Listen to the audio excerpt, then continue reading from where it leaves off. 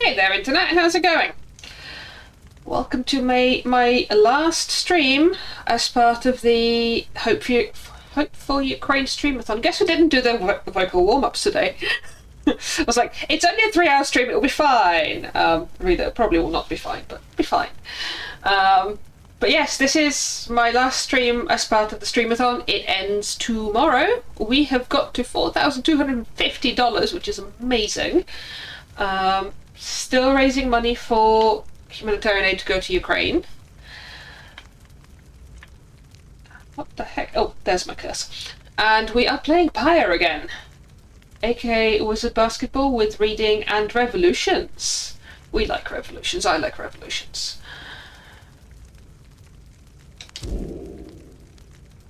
Oh.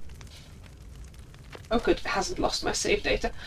Okay, let's do the thing.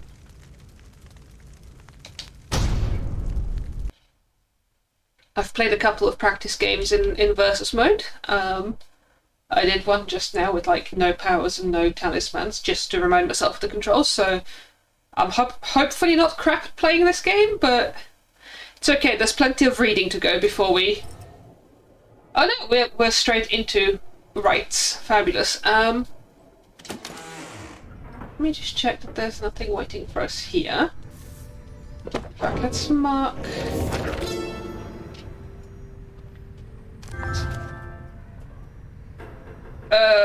Thanks for that, PlayStation.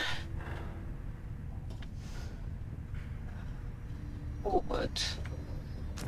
Alright, so that's the active page, and that's the page that's got new stuff. I'm not going to read about the geography on stream because At some point my voice has to recover. Okay, and that's more about various teams. Cool, right, that's all of the stuff in the book marked as read. I see a sparkle on the planner. I did mean to look up strategies for like how to manipulate the League, but I didn't. Because there's probably a strategy there to like manipulate favor so that you face whomever you want to face in the final trial or in the Liberation Rite or whatever it's called. But also I don't know who I want to face in the Liberation Rite, so I'm sure we'll make it work somehow. Okay, on that note, let's see if there's any shopping to do. Hey, it's you guys again. Just come on in and have a look around at all this stuff I got, okay? I got some good new stuff here pretty recently. Maybe you've seen it before, maybe not. I don't know. Oh, we bought the bottles. Maybe we can use the bottles.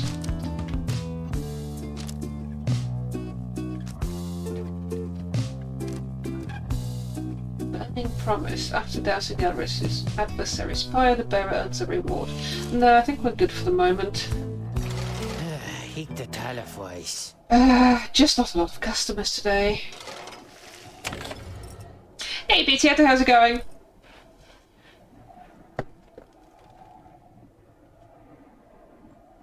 Alright. Let's play Wizard Basketball. Everything is prepared and night is just beginning to take hold above the dark badlands of Spring of Germa when Volfred gets your attention.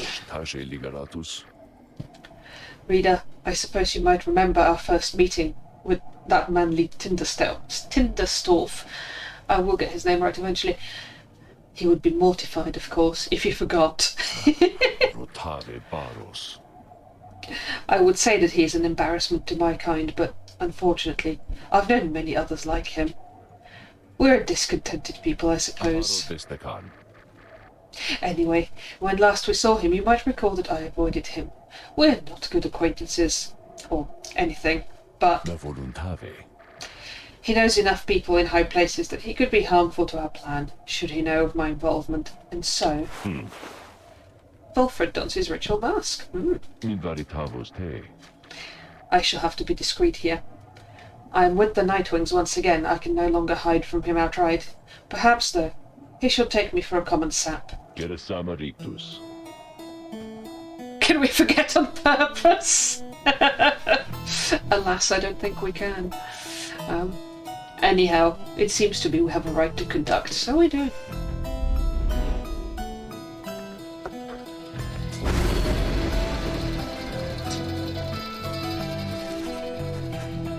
Something else catches your notice in the sky. This time, strange new stars shimmering about the ones you recognize. Ooh.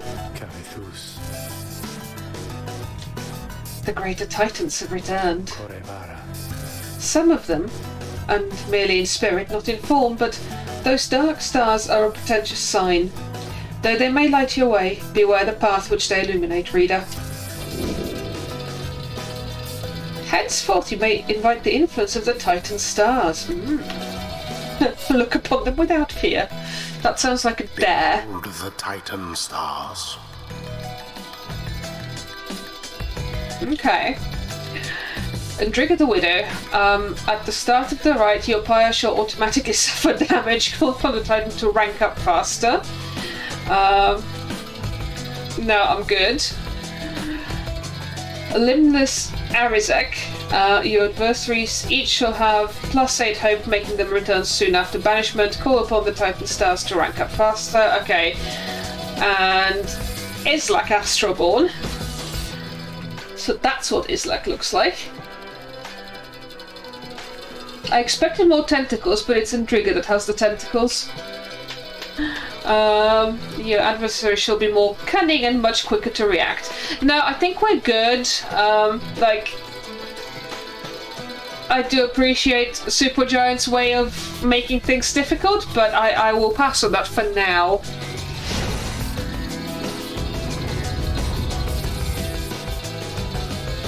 I think I have played Transistor with either all or very nearly all of the limiters on. Presumably, you get XP even if you lose, so presumably... And stars. Burning remnants of monstrosities felled by the scribes themselves. Who could stand against them in their fury? You are wise to have resisted their seductions. Best focus. Yeah, I don't like losing. Keen as they are to confront you once again. Put out their fire first, and show them the glory of the Nightwings. Now then, make ready for the rite. Hello, some of the loot. My, what have we here? Why, the Nightwings come to grace us with their presence once again. Are you perhaps intent upon humiliating us even more after last time? We totes are. You sense Volfred reaching out to you. Reader, let us indulge him for the time. Perhaps he shall reveal something we can use to provide a disincentive for his meddling. Just let him keep on talking. I shall attempt to remain hidden. And my, the colours of those raiments, I mean, they're rather gaudy in this light, I have to say, though I mean no offence at this, of course. So I've been reading a trashy gay Regency romance recently that's got a dandy in it who was like, yes, the popular perception of a dandy is a man who gets roused at midday with hot chocolate and by his valet's ministrations. I'm like, I was so born in the wrong time. Oh, and takes 3 hours to pick a coat, which, like, that I do anyway. So this is what this guy reminds me of. So, do you suppose the rite is going to commence soon? As much as I enjoy our chats like this, I do have to get going soon. If you must know why, I am expecting an important message from the other side, no less. Come down. I hear something is brewing out there, some sort of unrest, So yes, it is a very important message, sent all this way by one of those inn couriers, and I must say, those little things, their services are certainly not cheap. Though, I'm sure that I could get you a good deal on their services if you wish, perhaps to contact a loved one back home. All I ask, of course, is that you stand aside and let chastity prevail, as well we ought, for I have a date with Destiny not long from now, upon the fall of slime. He continues talking for some time, until at last the rite is set to start.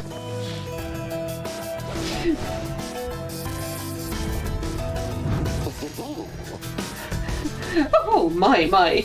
Look at this wonderful assembly of exiles come from all different corners, Such a colourful retinue you Nightwings have. You know, I heard the most preposterous rumour about you, that you're harbouring an especially notorious criminal, one who has designs upon the Commonwealth itself. He looks right at Volfred. But I could not imagine such outlandish tales could possibly be true, Anyhow, I so would like to meet everyone here. Hello, good Nightwings, I am H. Manley Tinderstorff, and truly it is a pleasure to make your acquaintance. Manley has intruded on your privacy as you set to choosing your triumvirate. He could not be less welcome. He seems to be searching for someone in your ranks. Ask him to leave politely, warn him to back off immediately. We can start by being polite. You suggest to Manley that perhaps he ought to check on his own triumvirate in the key moments prior to the rite. Why, yes, of course. I was just taking the opportunity to bid all of you salutations, for I so enjoy getting to meet my fellow exiles face to face like this. Yes, there may be rules against this type of thing, but who's counting, am I right? I'm sure the scribes wouldn't mind if they were here. Anyway, now that you mention it, I ought to go check on my wonderful colleagues. See you shortly, and good luck. Manley leaves at last, leaving you to focus on the rite again. Who shall stand together here this night? Okay. So I had some success in my practice match earlier with Headwind and Rookie and Pamitha. So let's see how that goes.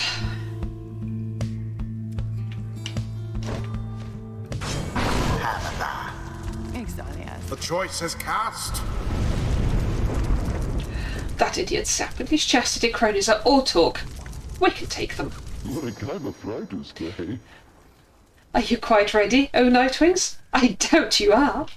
Saramgoji. Because my colleagues of the Chastity and I, we have a trick or two we think she'll take you by surprise. Just watch.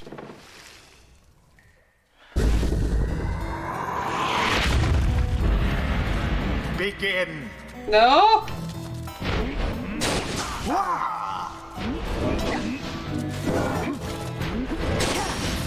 Ha. Okay.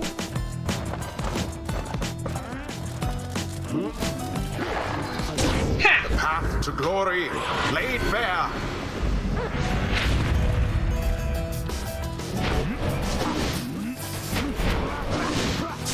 Positive Dang. brutish.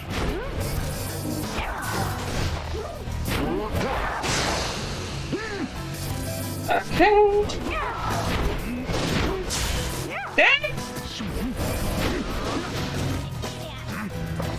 Good. No. Bad. Very bad. Flame to ash.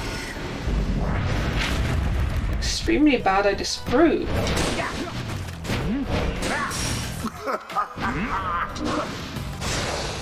United in banishment. No! Stop this nonsense at once! Glory to the scribes.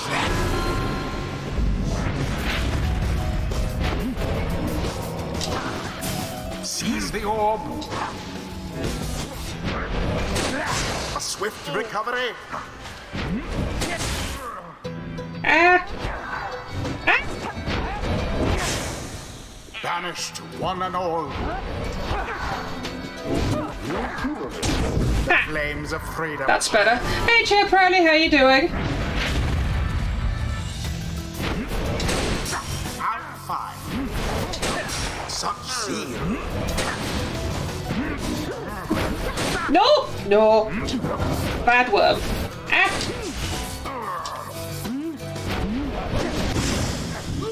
Now go. Magnificent. Better. I wonder what the fast talker is for. Now closer to achieving victory. Well cast. How very sad for the chastity. Sublime.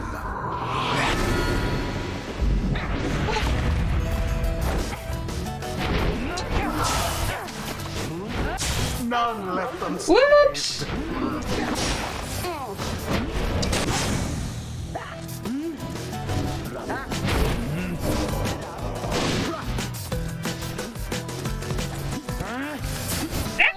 No. An opportunity. E. No, you don't. And no, you don't. And no, you don't. All of the chastity gone. Out with the rookie. No! F. What the scribes ordain.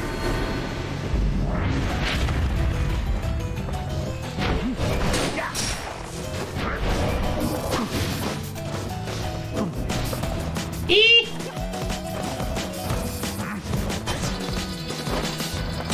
Glory to the scribes. Glory to the scribes indeed. Oh, how very charming this display. But quit it now and let old Manly put an end to all of this before you make a terrible mistake.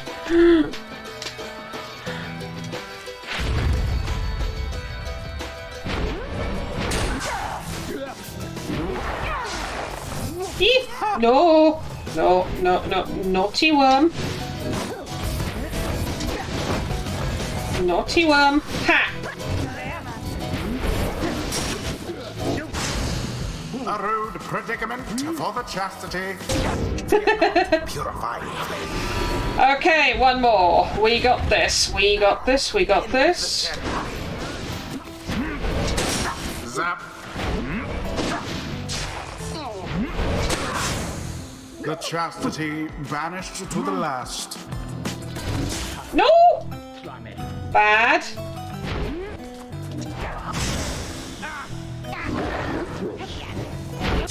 Too slow there, Panther.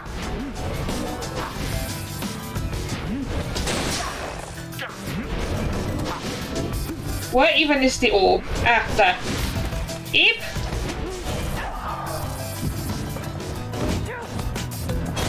Oh, there goes Headwind. Pathetic.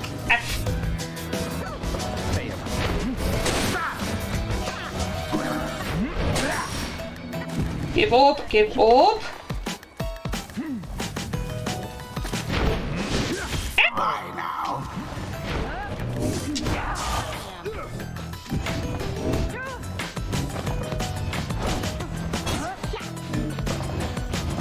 No, dang. Eep. Don't you dare. See it coming. No, don't you dare. No. Why, that was all of them. Ugh.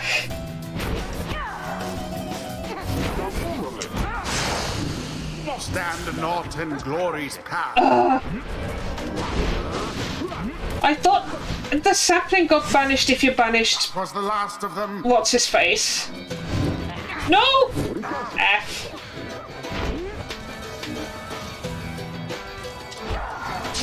Stanley's out of luck for now.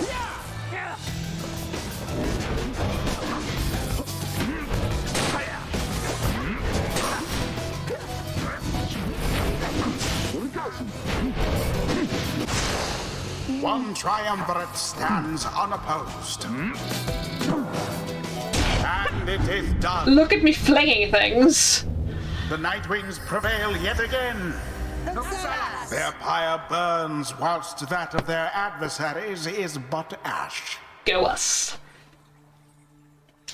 Thus end this night's proceedings. My word, how could this happen to me? You deceitful, ignorant, utterly uncouth pack of fools. Have you any idea what you've done?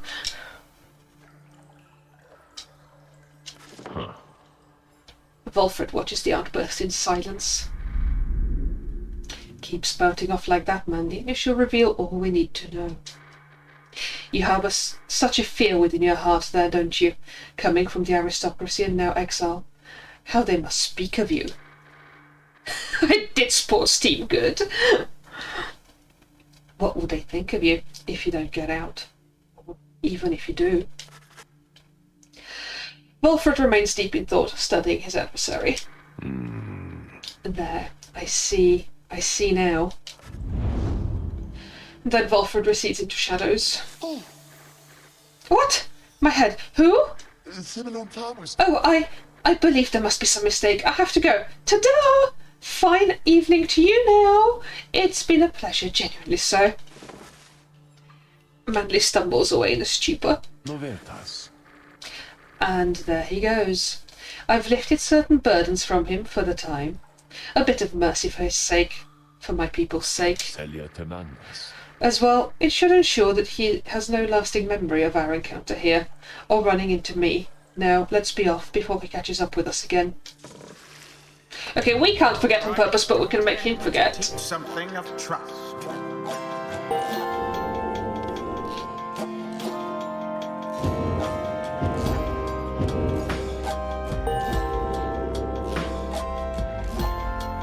Well, nobody levels up, but we have done well. Until the stars align.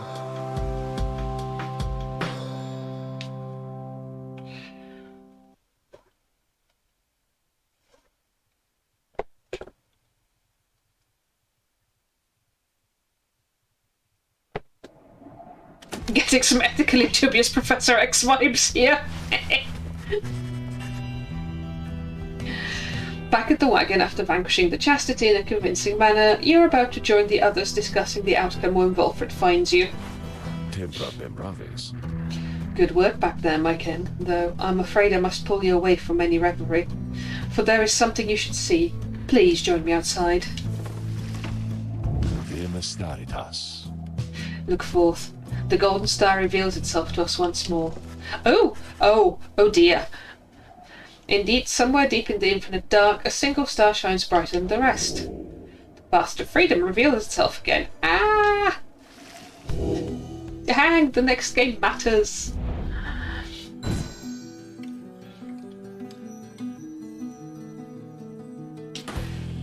And we're going to play the Essence, who I think are the only team we've lost to?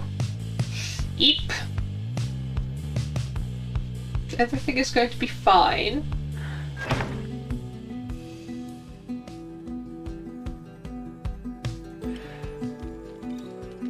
I guess we don't have any other options. I think that we have to take this one. Fair enough.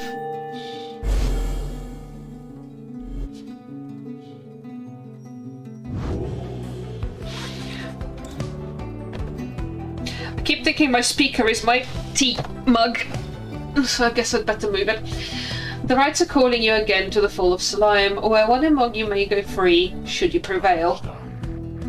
It is as we discussed. The cycle of the rites is beginning to turn more quickly. Perhaps the scribes themselves have taken notice. Fortunately, having more frequent opportunities to free ourselves is not unwelcome to our plan. I suppose it's good for everyone, including the Essence, who will oppose us next. Getting to Mount Elodial ought to be a little easier than before, at least. We should be able to make landing near to some of the old monuments to the scribes. Let's set forth at dawn. Soon everyone is off to rest, as best as they are able, knowing that another chance at liberty for one of them shall soon present itself.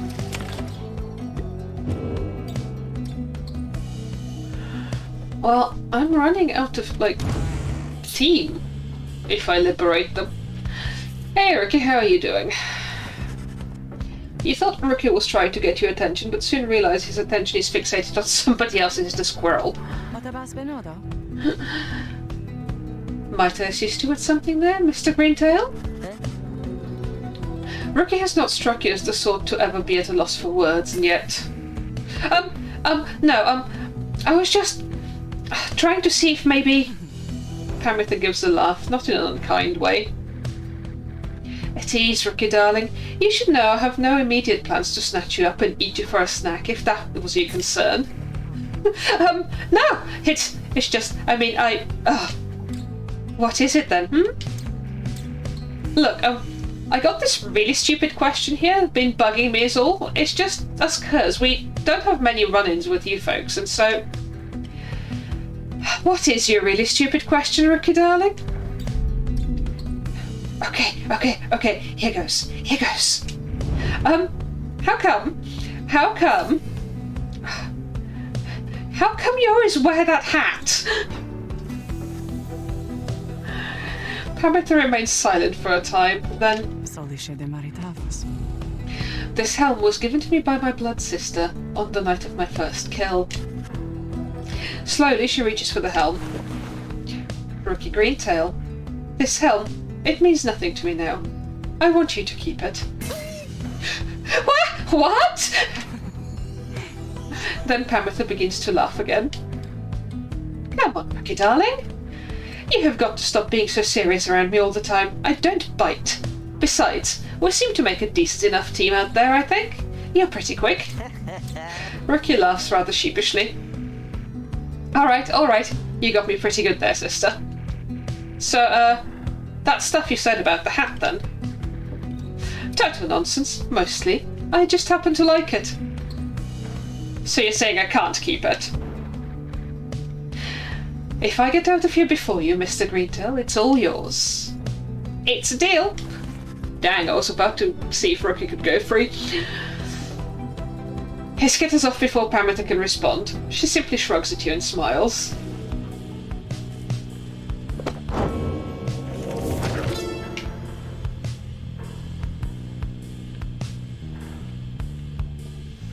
Okay.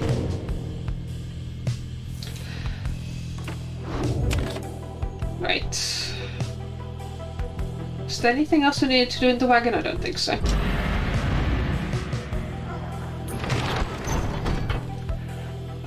Take off.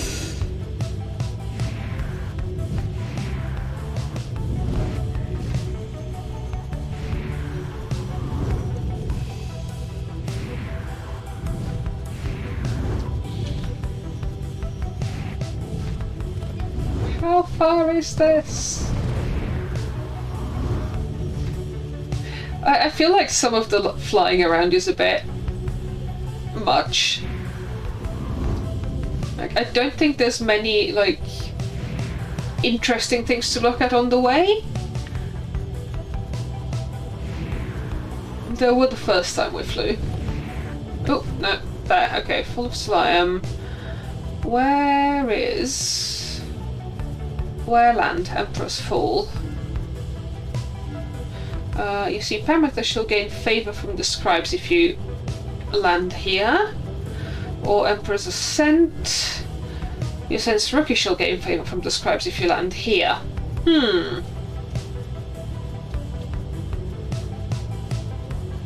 I can't even remember who we favoured recently, but I think we went to Emperor's Ascent last, so we'll go to Emperor's Fall now. You make landing on the sacred Mount Elodiel, upon whose summit the next liberation rite shall soon take place. You wonder who among you may regain his or her freedom. Their freedom, come on! Come on, Supergiant, you can do this. This time. Volfred finds you after the post-flight inspection. We shall have to take the rest of the trip to Fall of Selime by land. May we soon liberate another of our own there. That should raise the chances that our plan shall ultimately succeed.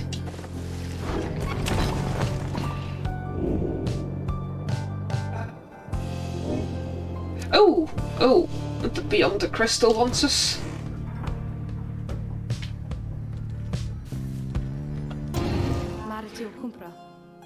You have returned. How can I help you, if at all? Let's see if Sandra wants to talk to us again. She didn't last time. I thought I told you to be gone. She's pushing you away as she did before. Perhaps I ought to cease my services to you if you insist on disrespecting my wishes thus. Would that sound good to you, O reader? Imagine not having access to the loathsome trinkets, which I grant to you. Imagine those idiots of yours having to get by without my tutelage. I can imagine it just fine myself. I was once a weapon used to kill an emperor. Attempt to kill him anyway. Now I am once again a tool being exploited, soon to be discarded. Go on then, leave me be. Go about your business and let us pretend we do not know full well how this shall end between us. Hey Slant, how's it going?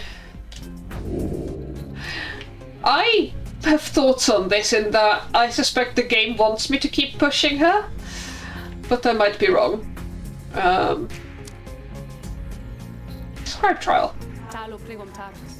You need but ask, my reader, and you need but indicate who is to be my student. Right, Tizzo. You asked Sandra to administer one of her special trials to Tizzo. I dare think I remember something of that imp. He certainly stood out from all his ilk, although that really is not saying much. Well, let us bring him forth.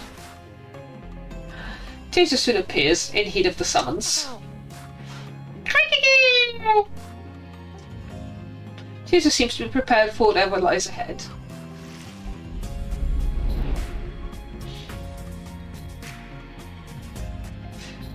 I did consider making an Elmira Does the Voices highlight reel, but going through 5 hours of footage to find like the 2 seconds where I do the voices is a lot of work.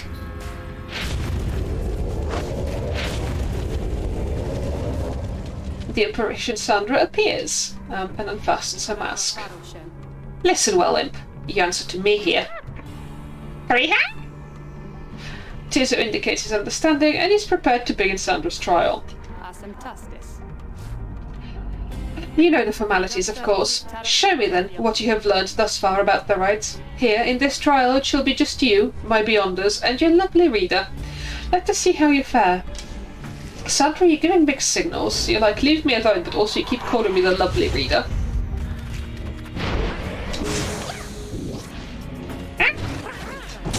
Well, that didn't go well.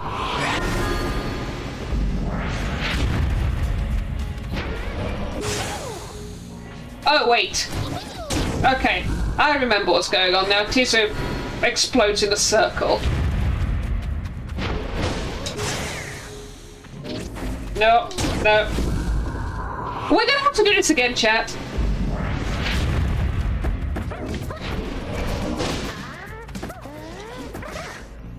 No!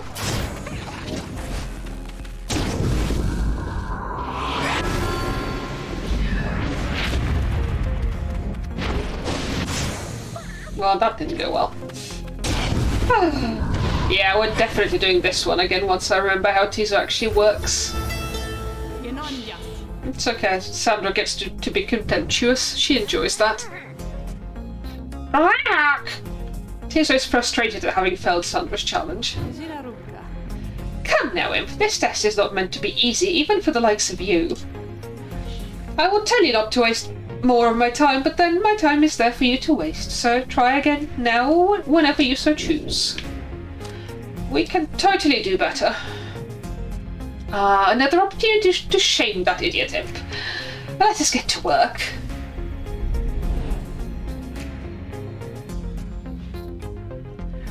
Sandra's very patient.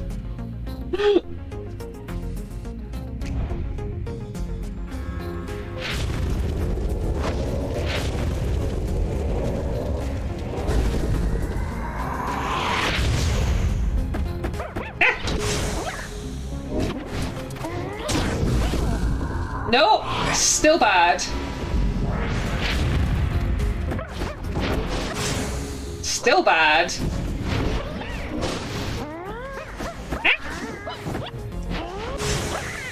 Dang, where am I? Why is Tiso suddenly difficult? I mean, possibly because it's actually quite hard to play him on his own. He's very much a team player.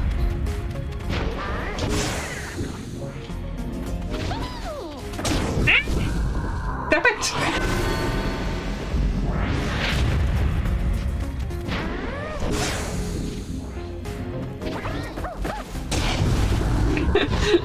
That will teach me to read chat in the middle of this. Sandra's only 1,000 years old, so we can't expect her to have learned to use her words yet. Using your words is hard. She probably hasn't seen Avatar: The Last Airbender. Right. Let's do that again. Once more the Imp then, is it? Fine, let us go.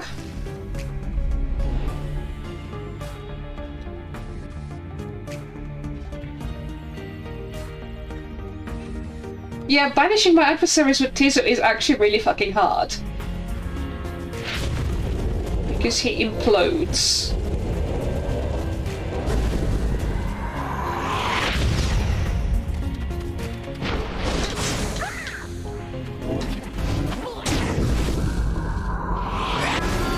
Chat, how is this so hard?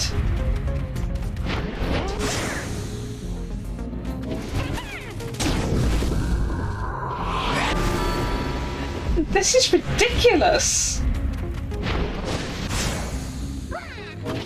It's especially ridiculous because I keep getting the buttons wrong and I also can't work out what to do differently.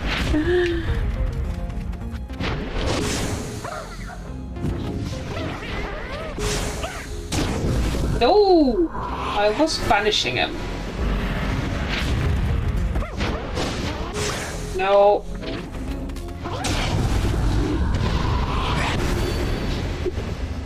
Alright. We do it again. I think I'll give it one more go.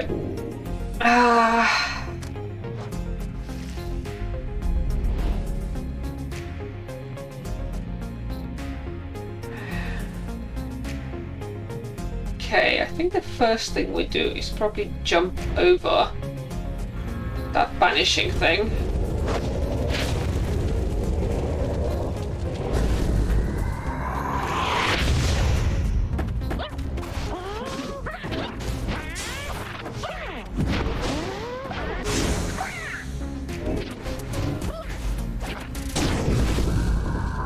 Okay, well, we got further.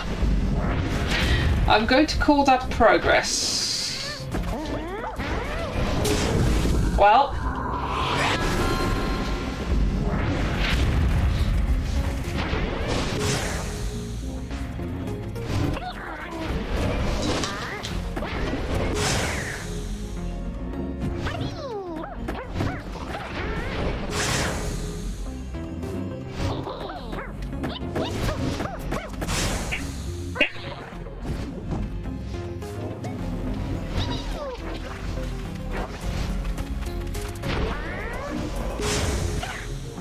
Dang.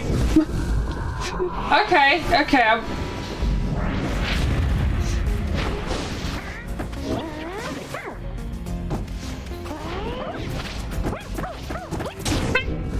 Bloody hell! Oops, I did not mean to do that. That was completely the wrong button.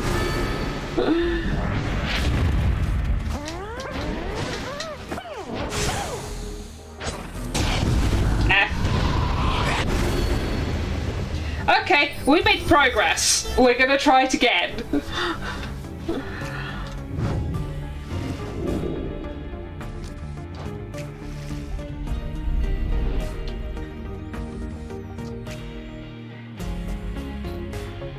Yeah, Tis on his own is really hard.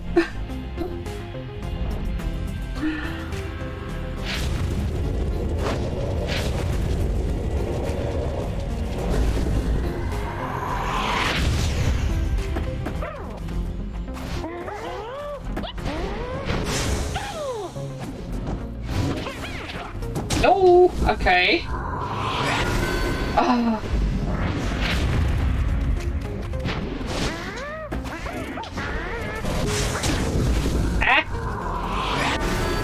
Note to self, he can zip around.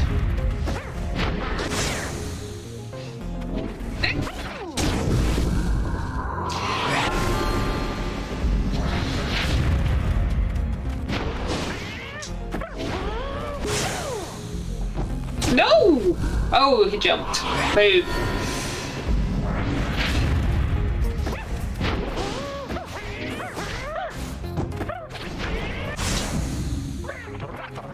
No, no.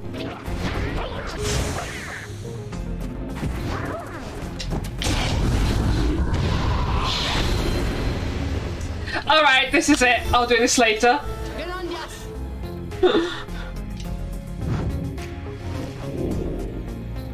We'll grow stronger first.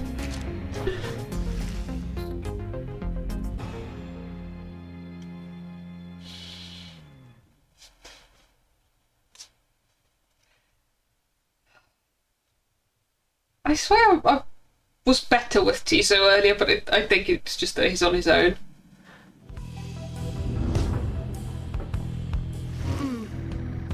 Apologies, reader. Come back whenever you and your imp friend are ready for more pain. She's a good dominatrix. Alright, seek the Nomad Scribe's favour. Later that day, you accompany Pamitha into the old masonry of Emperor's Fall, where a monument to Golgulathanian awaits you. Second of the 8 scribes of the Book of Rites, known as the Oath Taker or the Repentant, the Empire's Master General entered exile of his own volition to pursue his liege. Perhaps due to the nature of this place, you begin to sense Pamitha's inner thoughts, as clear as if she was speaking out loud. Talking to the dead again, Pamitha. Fine, why not? Ought to keep your mind off things. Just don't go getting your hopes up. Your life back there, it would be any better anyway. Soon you and she are finished paying your respects. You return to the wagon in silence, feeling as though Golgulathanian has shown you favour. At dawn you shall begin your ascent. For now, the solitude here is fit for pursuing your vocations. Pamitha gets +2 hope for the next rite.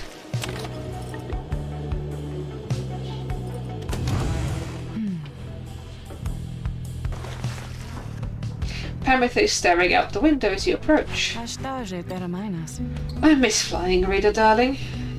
Take it from me, it feels as good as you'd expect. It's not enough for the Commonwealth brutes to cast us down here. If they can get their fingers on us, they make sure we never fly again, as once we did. All while calling it an act of mercy. Let me ask you something. You've learned a thing or two. What have your studies taught you of my kind? You know the violence they've caused, you know all that they have suffered, you know you share a common ancestor. You know that they have suffered. You know that the Harbs have long survived at the brink of extinction, and the warriors of the high-wing remnants are all that remain of them now. They may see little recourse at this point than to avenge their fallen and see to it that the Commonwealth suffers in return for all that has transpired. Such sympathies could not have earned you popularity, I gather, darling. In fairness, you leave out a number of atrocities my people have inflicted upon yours, but nonetheless, you seem to have the gist of it. My kind certainly aren't known for their good sense of humour, I can tell you that. My little tongue got me into no small amount of difficulty till I learned to keep it well under control. The mountains I come from, the views there are certainly something, but there's a bleakness to it too, being surrounded only by those consumed by the desire to avenge. We're very proud like that. Everybody vying to be the strongest, to kill the most of you. That way, we might just get a shot with a prince, continue the line, if he even exists. Oh. Your understanding is that the males of the harp are all gone, though perhaps one remains. They made this poison spiders do, and would slay each other in their sleep. Imagine that being the best case scenario, darling. She shakes her head. Anyway, I was just thinking I rather enjoy the travelling we've done. The change of scenery does me some good. Perhaps I'll stick to wandering after all this. In fact, I have a fancy for some wandering right now, if you'll excuse me. She heads out of the wagon into the old masonry of Mount Alodiel.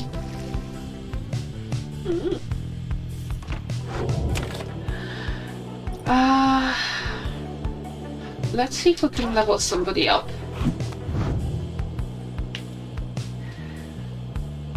Probably not Hedwin, he's very far off leveling. Rookie's not impossible. No, Zoe's too far off. Teaser might be our best bet.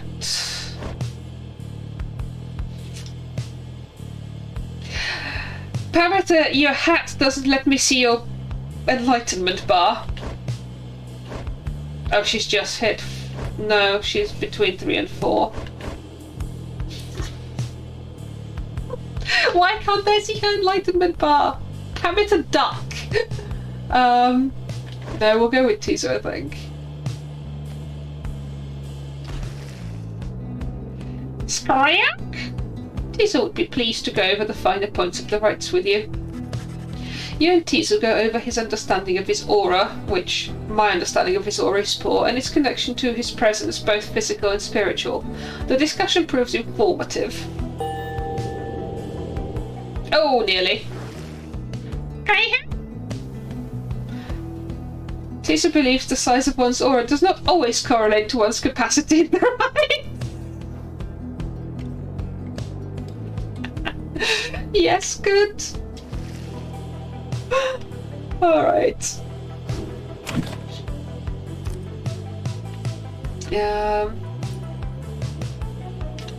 Okay, let's move. We can go to the temple system. You sense Teaser shall gain favour from the scribes. You sense Sir Gilman shall gain favour. I think we're going to see if we can buff Teaser up some more. And if we get a chance to do his trial with Sandra again before the rite, we will do that. On the way to the summit, you pass a monument to Under King Ores, and Teaser happens to take notice. You wish for good fortune in the coming rite, and in your plan. As for Teaser, Hello again, old friend. Oh, sorry, no. Hello again, old friend. I hope the stars are comforting to you. These Nightwings are as strong of spirit as I have seen. Please look after them. He says a little after paying his respects. However, as you prepare to continue your ascent, you sense the Underking Ores has shown you favour. Teaser gained +3 glory. Fabulous.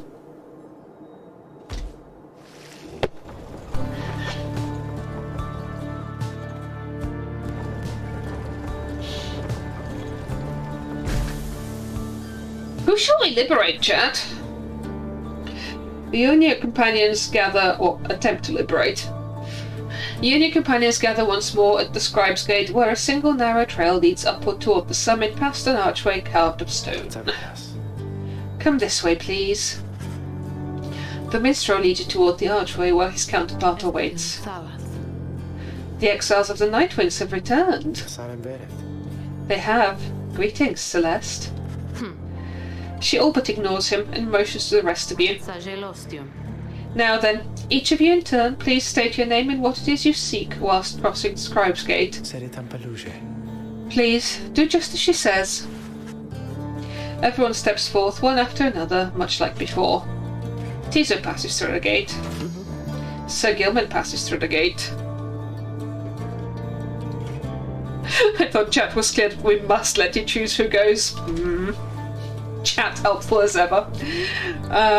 Headwind passes through the gate. Pamitha passes through the gate. Rookie passes through the gate. Zay passes through the gate. Wilfred passes through the gate. No one is left but you. You step forth and declare yourself as you did before.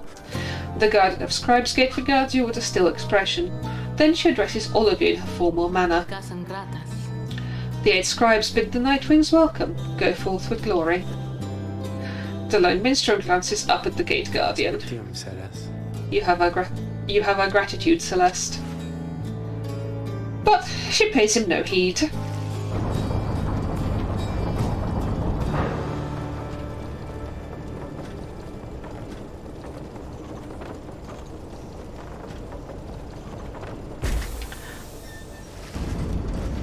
Again, you gain the top of Mount Elodiel, from which the downside sprawls before you. You wonder whether one among you shall soon follow Jadariel from this place.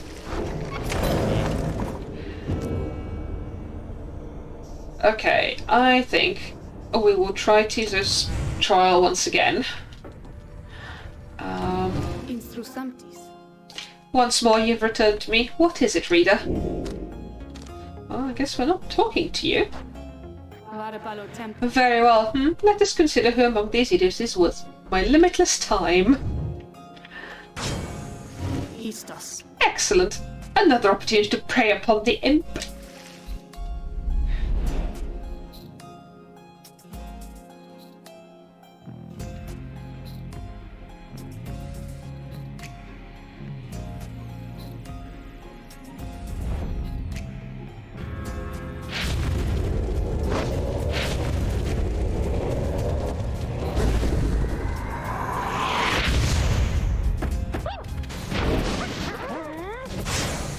Dang.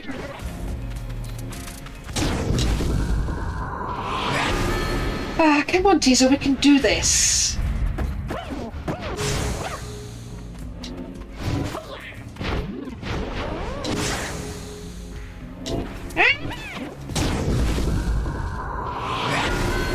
No, we can't do this.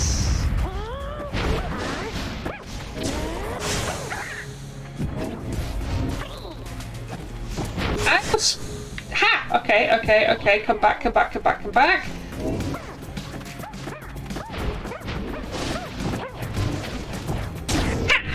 Okay.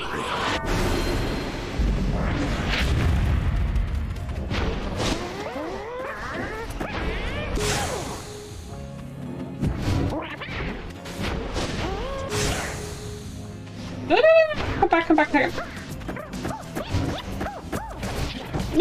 No! F. Oh, that was so close.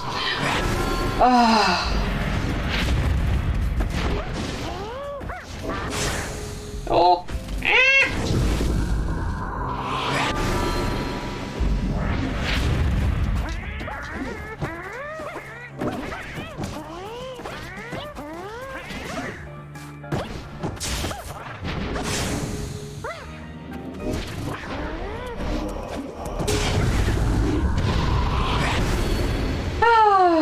One more? One more. Saves me choosing who will go free for another 5 minutes. I think I'm getting marginally better, but wow, this is hard. Sandra is very patient. Sandra was so patient.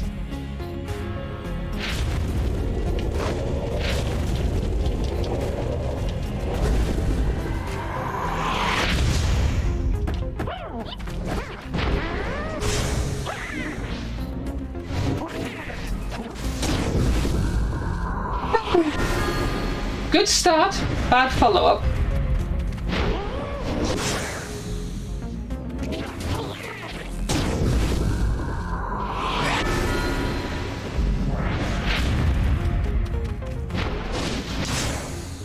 F. I keep pressing the wrong buttons as well. This is not helping.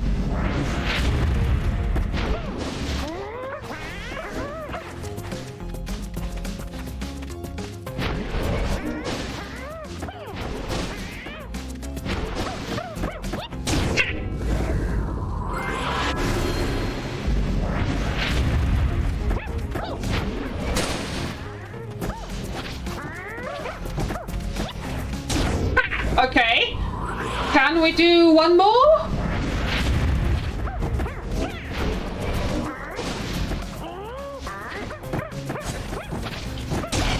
Yes! Fucking finally! Take that, Sandra!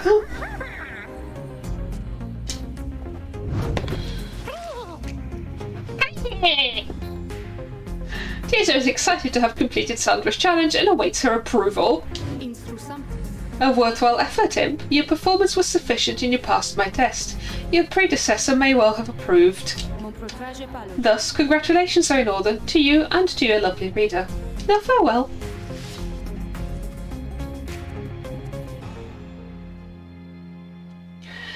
Right. That was a thing.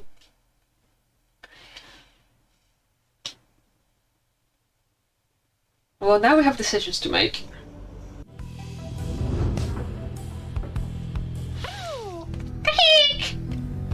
Tiso is happy to be back and wonders what it is that Sandra granted you. You take a closer look at the new artifact in your possession. You received Hoem's Wing for completing Tiso's trial.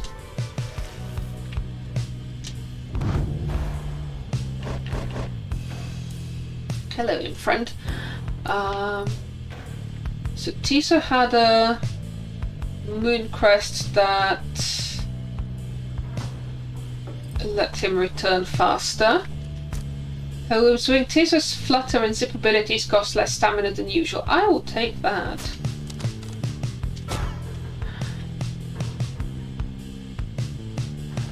Cool. Shopping. Oh, hey guys, you know it gets real awful cold up here. Sometimes waiting for customers, so come on in, okay? And good luck with that battle thing you got. That's where you're going, isn't it? I heard it's going to be exciting from my friends. Burning Bloom. Afterbearer banishes an adversary by aura casting. An aura burst may occur. I do not feel the need to do shopping right now. You guys didn't see nothing, huh? Oh, sorry, Ron. Okay, now it matters. The time has come for your second liberation rite to commence. You observe the lone minstrel and Volfred speaking in hushed tones, but cannot sense the topic or the tone. Then Volfred looks up at you. I trust that you are feeling as prepared as possible, my kin. Each rite is consequential to our journey in its own respect, though these liberation rites have a more immediate effect. It's somewhat crass, however. I've gone and estimated by how much each of our companions may contribute to the outcome of our plan, should they be liberated here. Factors such as their previous occupation, innate tendency to lead, and oratory skill contributed to my assessment. It's nothing personal. We are all in this together. Besides, we all ought to return in time if possible. No, simply that. For each one of us who goes, in doing so, he or she, they, shall raise our total chances of success. Reader, this night you shall confront the Essence. They have already appointed Tamitha to be liberated, should they manage to prevail. Amphithemistas. We all have faith in you, my kin, and lo, even the stars agree on this account.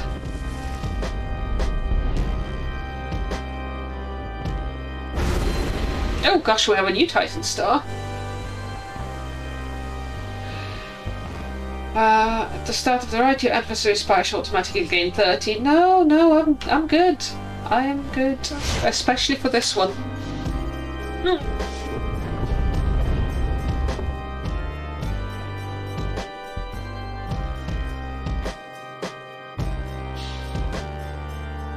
I don't suppose Volfred wants to share his calculations. His very crass calculations. The Nightwings have returned unto the fall of Solium, at which the scribes first formed their sacred union. At stake this night is freedom and prosperity. But only for one exile who prevails in this liberation rite. Your many adversaries all did strive to earn this opportunity. 'Twas the Essence which earned it. Who shall be absolved is up to all of you. I do not like the Essence. The pyres burn and each of the triumvirates is present and prepared.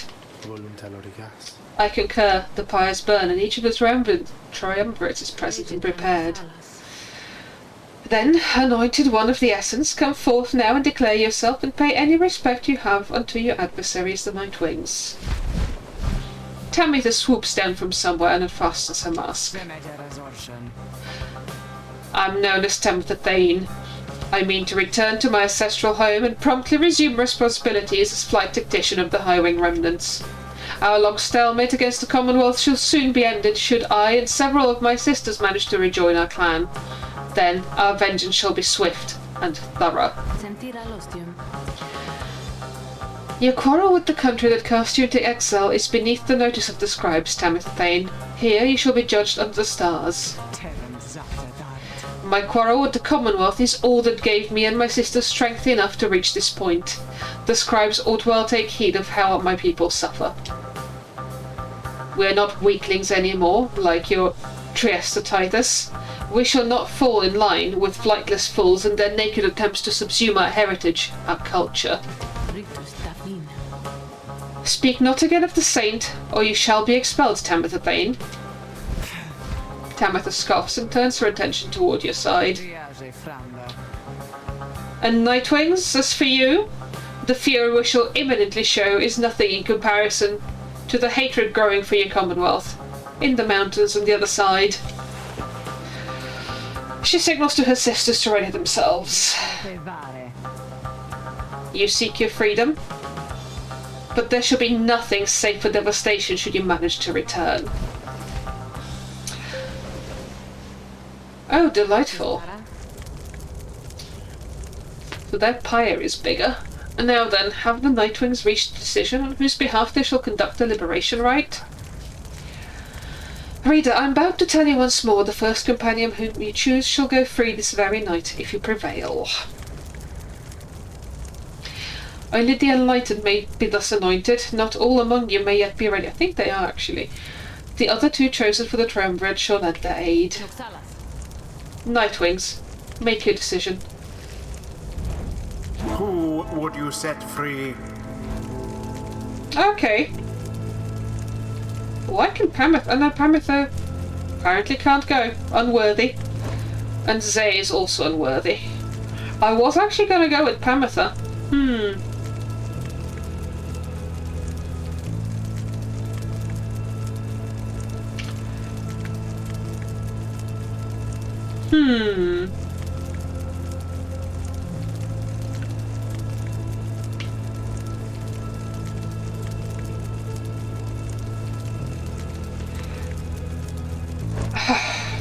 I feel like Headwind probably works out for Volfred's maths.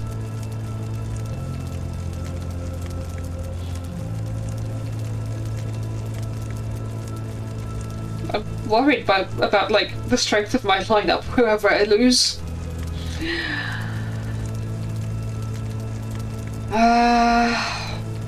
Chat! I know you're not helping.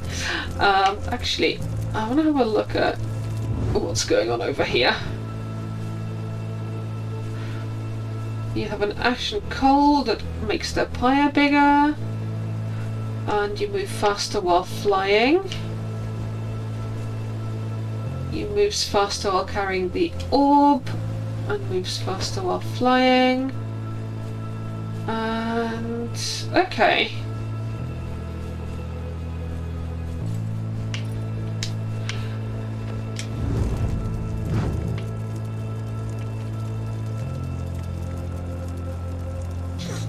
I'm trying to think where Sir Gilman falls on oratory abilities.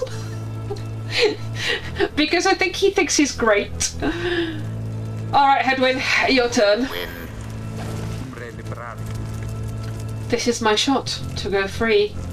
But I can't just leave the rest of you. Who shall lend him support? I think we want a flyer and somebody zoomy.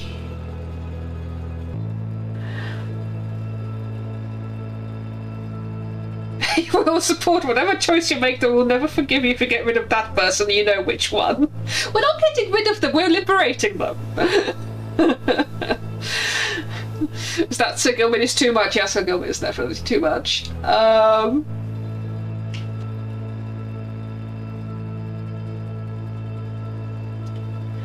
I think... okay, I definitely want Sir Gilman in this one, because zoomies. By this night's honor he shall fight with all his might. Although that may have been a mistake, we'll see. I might actually just get Pamitha, yeah, for my flyer. There we go. Pamitha. Sure, let's get him out of here then. Let's. One final obstacle to overcome, ere I can soar again above your commonwealth. Such destruction I shall rain upon it soon. But first, let us dance this final time.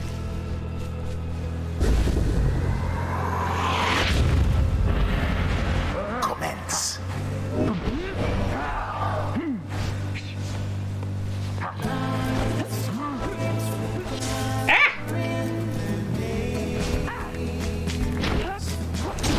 Dang!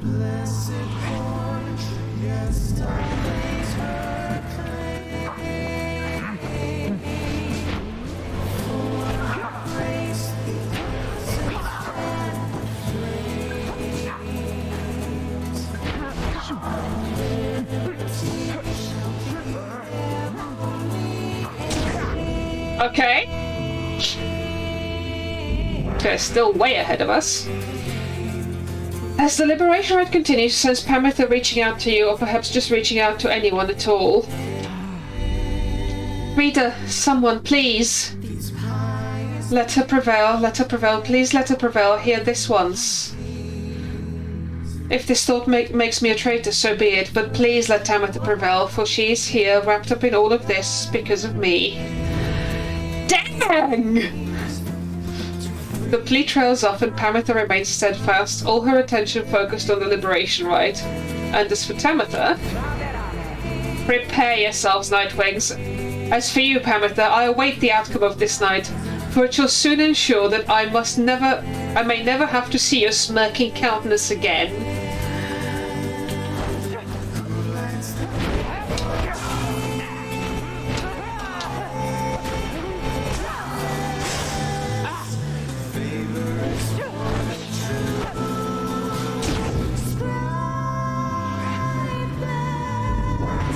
Gods, I love that song.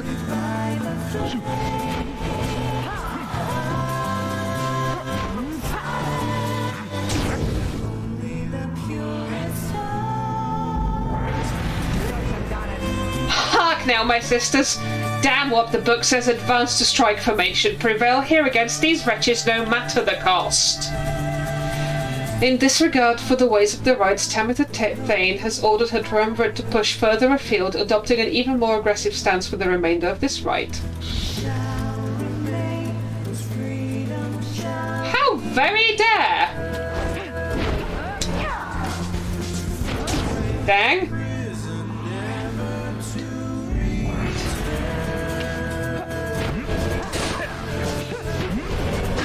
No! Dang.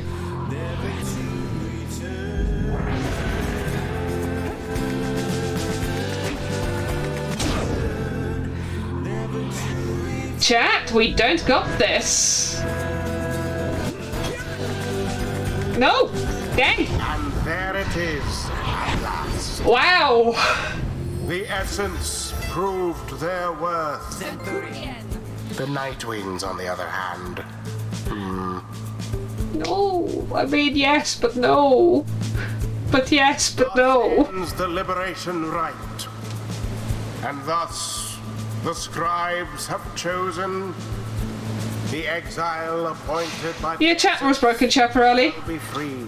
Have you been trying to help me all along? All misdeeds return to glory in the Commonwealth. Her adversary and all others shall remain to carry out their rightful sentences. Sorry, Hedwin. It seems I won't be going free this day, but you know what? I had myself a little taste of it back there, and it's enough to tide me over for a while. Wasn't ready to leave you all anyway. Extremely well, yes. I could not cope with them coming forwards. Commonwealth fools. How fitting that traditions such as this should spring forth from a culture such as yours. They all have put me to the sword, but no, they, in their arrogance and in their smug superiority, deigned reason that those such as I ought to be exiled instead. Here then, we would live in penitence and learn the error of our ways? She laughs for once, though not with joy. Such utter nonsense. And now they shall receive me open-armed, a champion forged by their precious system, yet I shall use every waking breath to bring them all to ruin. Tamitha, we might have common cause here. She turns to her fellow sisters of the Essence in regards somewhat respect. Sisters, we may not be bound by blood, but ours is a stronger bond even than that. May we soar together in the stars someday, and I swear to you the Highwind remnant shall survive. Farewell, sisters. Bye, Tamitha. A moment later she is gone, engulfed within the waters of the Shimmer Pool. Yet you hear her voice reverberate for one last time. Farewell, sisters! Tamitha earned back her freedom. Accept this, for it is done. Godspeed, Tamitha Thane. The 8 scribes are ever merciful. By their grace, the cycle of the rites may soon commence again. I think the Essence have now beat us twice.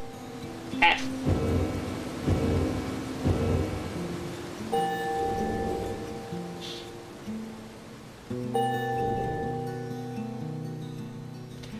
Has nobody leveled up? May the scribes have mercy on us all. Well, Tamitha, I knew full well I never could give back to you the years you spent in exile, and I knew I never could regain your trust. But maybe now at least I can start to live with myself again.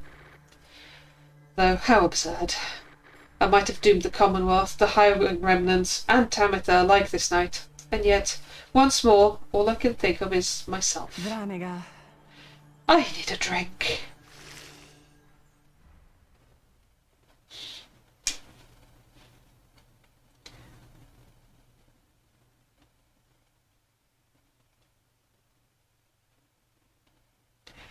Oh, okay, so the green bit of the bar is inspiration. And enlightenment is when you're actually in the right.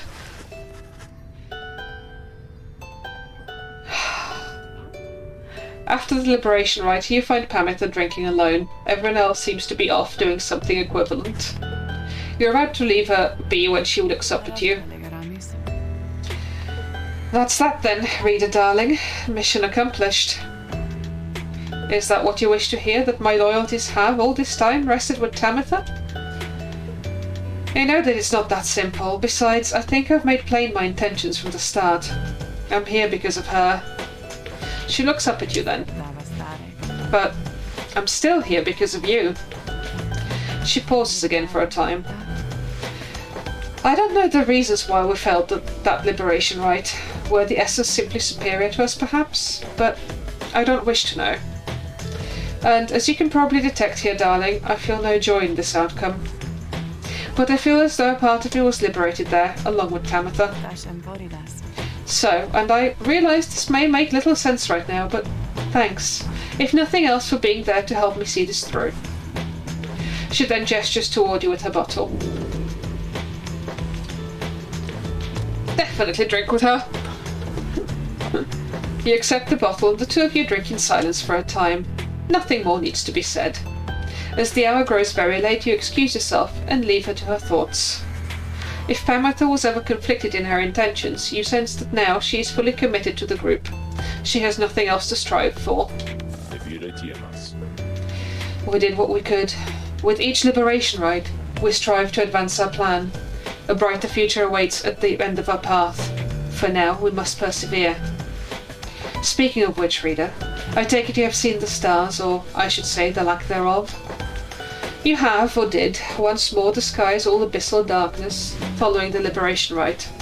No stars illuminate themselves to guide you further on your path. Then let us go once more to Moonlight Alcove. I have an errand I must run besides, once we arrive. Best we recover now and make our way southward at first light.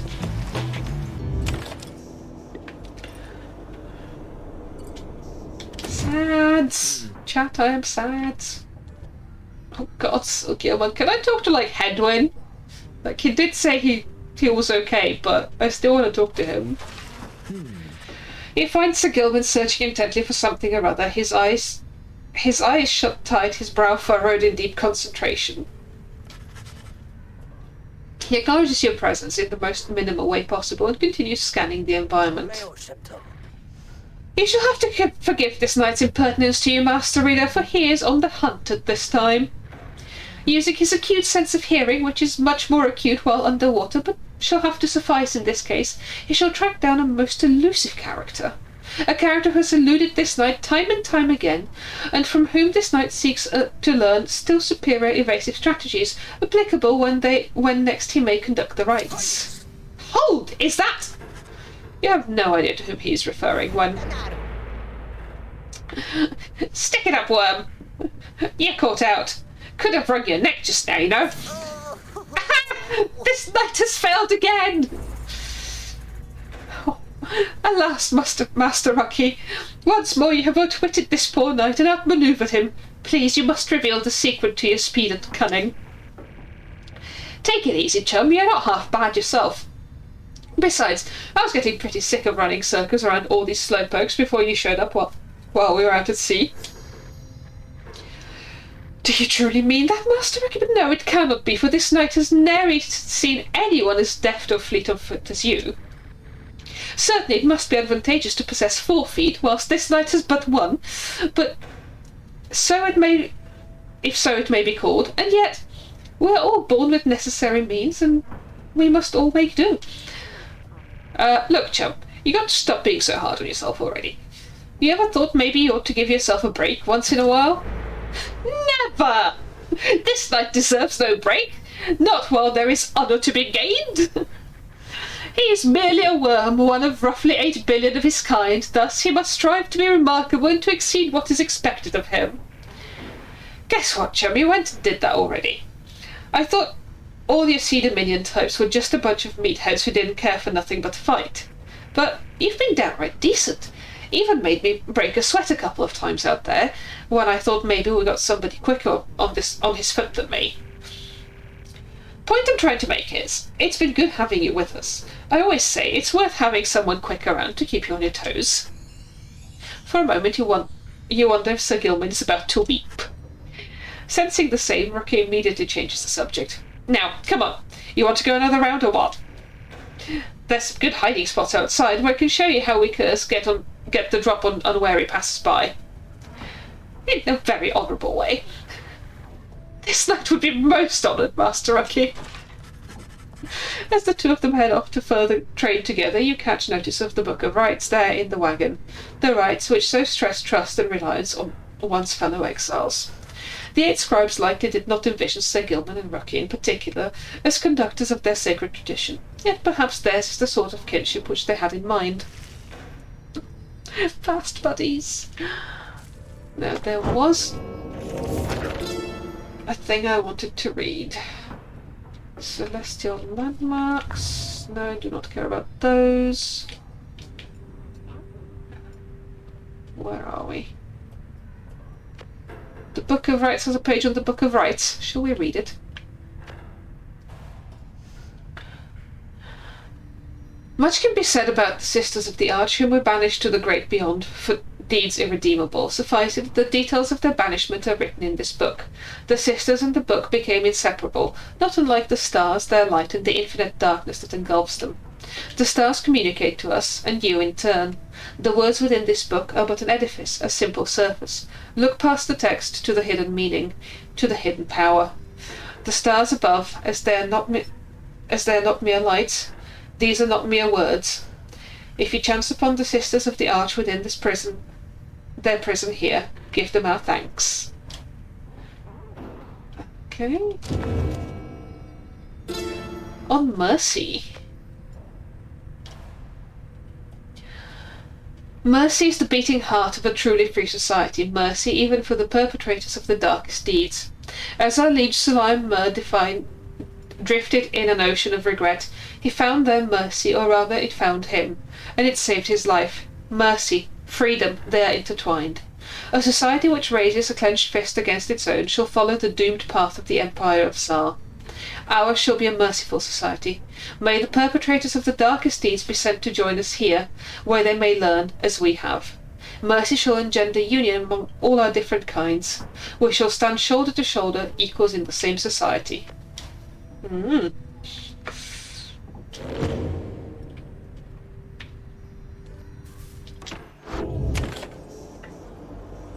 Onwards we go!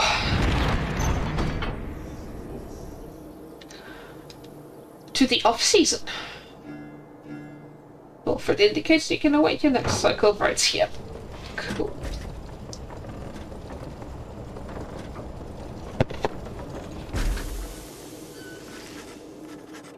You once again find yourself amid the hidden splendours of Moonlight Alcove. Here you can await the time until the stars deign to shine for you again. Bide your time. There's nothing in the wagon, so I guess by the time we shall. We have returned to a place of respite.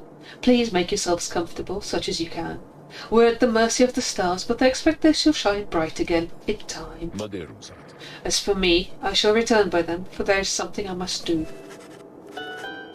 There, from atop the sacred mountain, you gaze down into the abyss that is the downside. You wonder when the stars shall align themselves once more.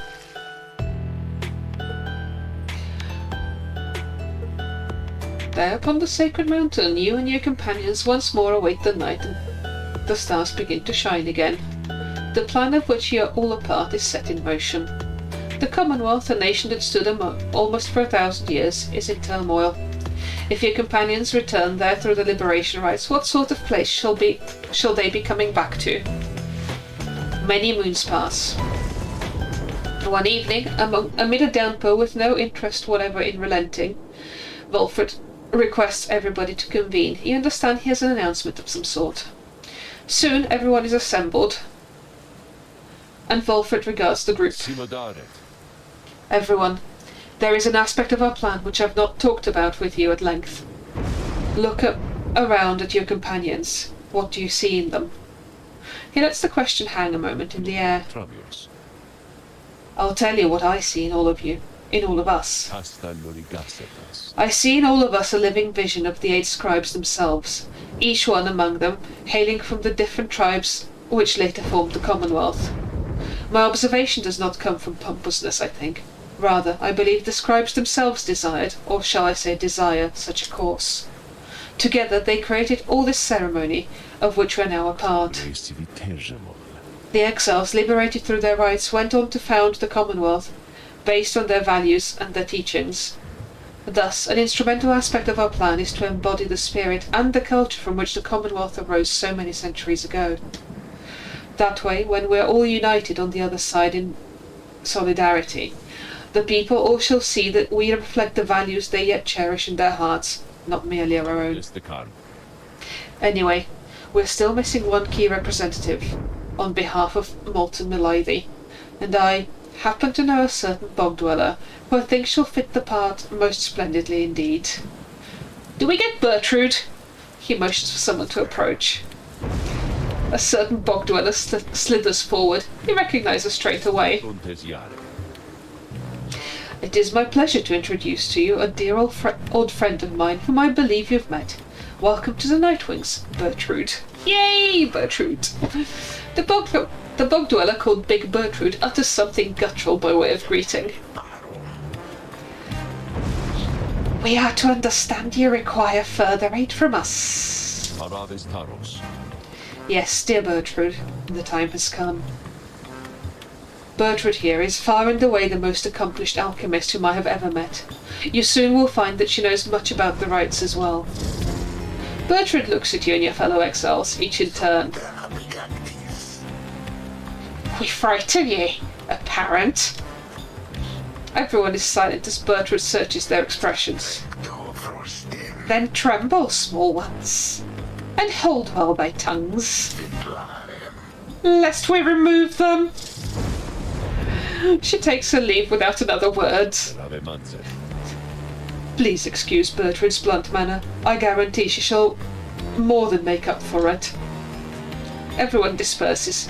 It seems now that the ranks of the Nightwings are complete. Bertrude joined the group. You sense her powerful presence. Welcome her aboard.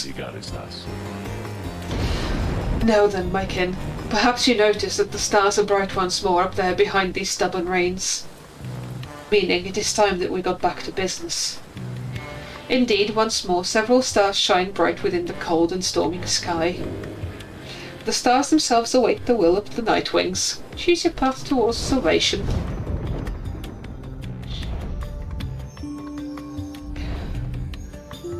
Hope, Orez, and Lou. Alright, what does Volfred's planner say? Why is the essence struck through? They shall not soon regroup and thou 0 favour. So, yes, I guess, Betiata, you were right last time when you said that they basically go to the bottom of the league once they go through the rite of liberation. Huh. Interesting. I'm not convinced that helps me. I think I'll just end up facing whoever's at the top, and I don't think there's change here? I don't know. I don't understand how the league table works. Our probability of success has gone up even though we lost that. Right till next liberation. 3. Okay, so now we know. We do not require any more additional exiles. Okay. Alright, who do we want to play? The Dissidents? The Fate? Or the Accusers? The Dissidents, the Fate, or the Accusers? Let's go play the Accusers.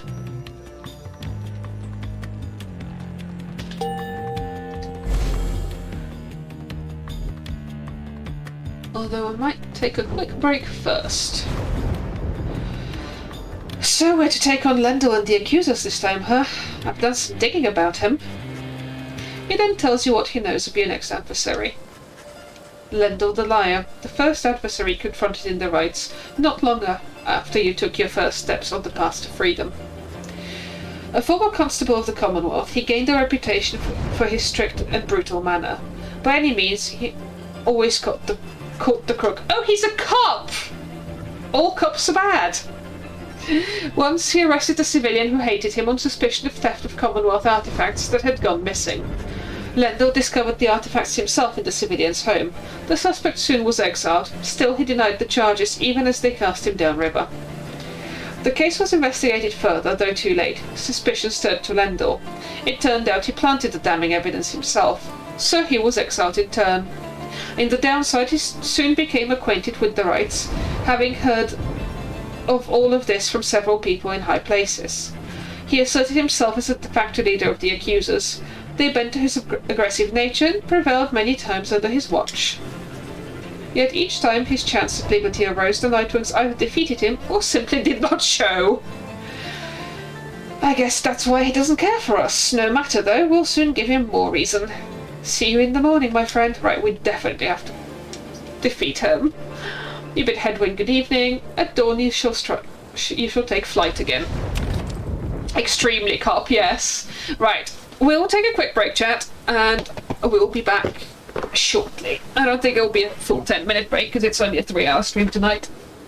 As per usual, if you see ads, you will see ads, and if you don't see ads, you get to hang out with the Snorlax. See you shortly, chat.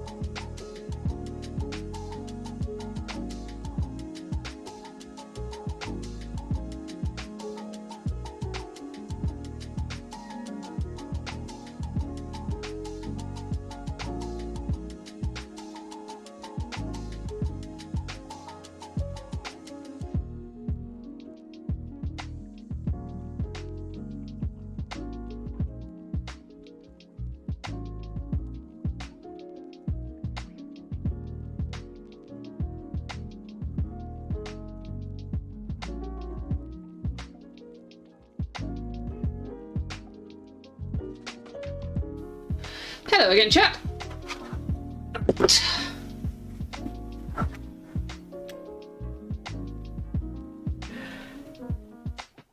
Hello, Snorlax. Just realised that Nightbot is still not doing any timers. Nightbot is being very naughty. That's okay though. Okay. Gonna need this in a sec when the timer goes off. Be best to not be sitting on it. Right. More wizard basketball.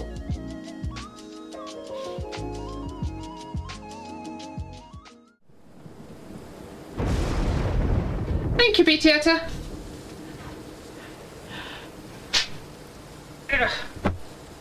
Also more blankets.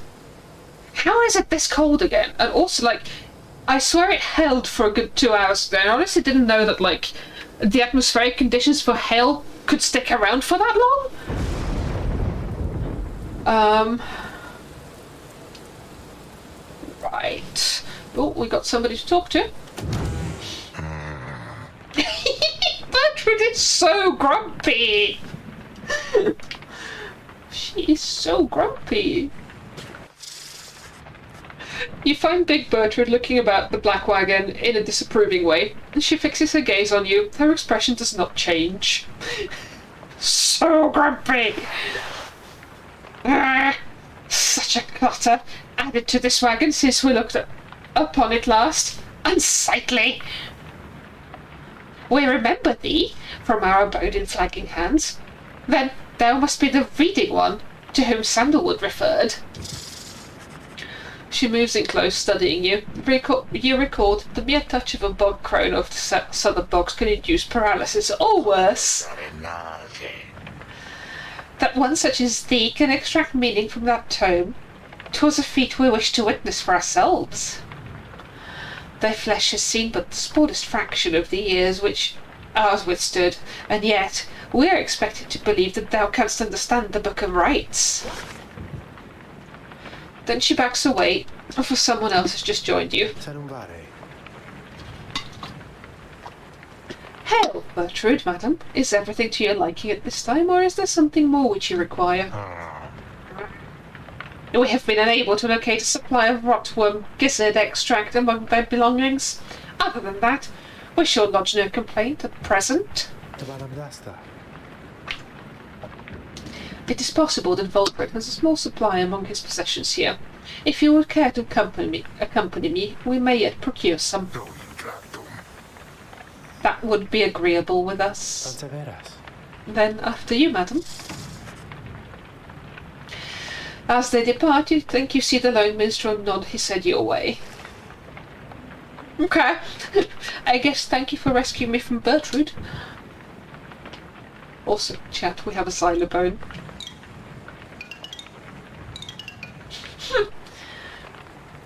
Bertrude's decks. Unusual etched cards depicting the greater titans, probably for curses and enchantments. Excellent. We found new stuff in the book. Is there any of it that we actually care about? Maybe. Rites of Flame. With these blackened nails do I hereby inscribe the rites of flame. The bylaws shall be written here in full. We the Eight decree the rites of a test of one's true worth in body, mind, and spirit. Now until the stars abandon us, this shall be the binding law within the downside. Those deemed worthy in the rites are to regain their freedom from the downside and return from whence they came. Exiles shall conduct the rites as one of 9 triumvirates, and look toward the stars for guidance on their path. Exiles shall bear this book as status. Fair enough. Given that reading is banned in the Commonwealth, like, how did they expect us to... How did they expect readers to end up in the downside? Well, obviously readers get exiled to the downside, but like...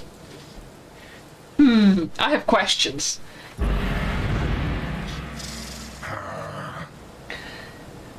You rise early that morning, though Bertrude is already awake. She scowls at you. Yes. Good morning, reader. Bertrude. I trust your stay has not been too uncomfortable. Nay, Sandalwood. The comforts of this place are not for us. Fly us forth from here to lower ground. Let us get on with all this. Sum legaritas. The reader here shall do so once the group is ready. I thank you for your patience.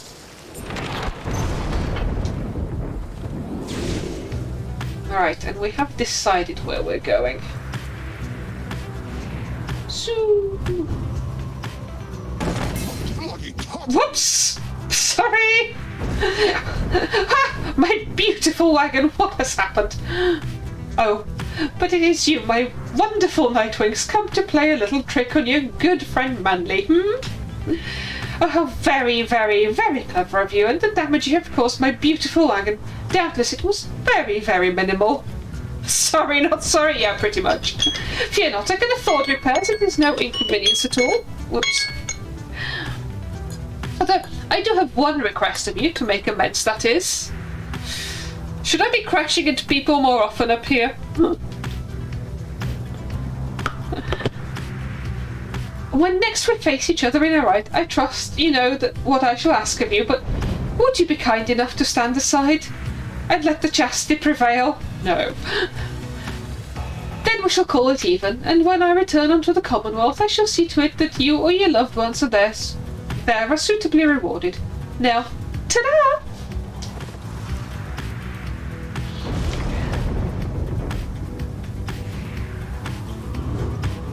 I feel like I should be crashing into people more often, except it leads to more reading.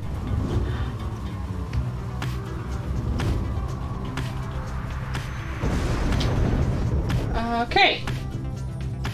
We can go to Shunt. Zay seems very interested in visiting the mud baths. Or we can go to Alexand. You sense the presence of your adversary Ignarius here and may learn of his recent activity. Let's go to the mud baths. If we can find the land button. I think we did. Maybe? Maybe? Come on, give me the landing pixel.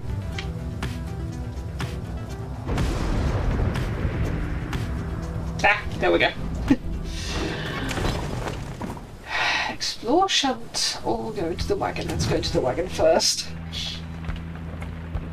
Hi, Wolfred. Wolfred is poring over a copy of the Book of Rites as you approach. He looks up at you and smiles. My libra narum saroshe. The Road to Freedom, written in a book that hardly anyone believes exists, and fewer still can read and comprehend. Sometimes I marvel how absurd all of it is, my kin. Tell me something, though. I've spent so much time considering the book, but known so few with whom I could discuss it in much detail. You've had some time to turn through it by now, so what do you think? Worth all the fuss? My nose is itchy, I disapprove. Volford wants to know your thoughts about the Book of Rites. Fascinating, tedious, skimmed it. We have read quite a bit of it. It's fascinating. You tell Volfred the book has fascinated you and that you have never seen anything quite like it. He nods slowly as you describe your experience with it. I share the sentiment. To have in our possession a genuine artifact from forgotten time. How much of it is exactly true, and how much of it is the scribe's retelling of events? I find it endlessly fascinating to consider, I must admit. He puts away his copy of the book with care. It is amazing that these volumes have survived for all this time, I think.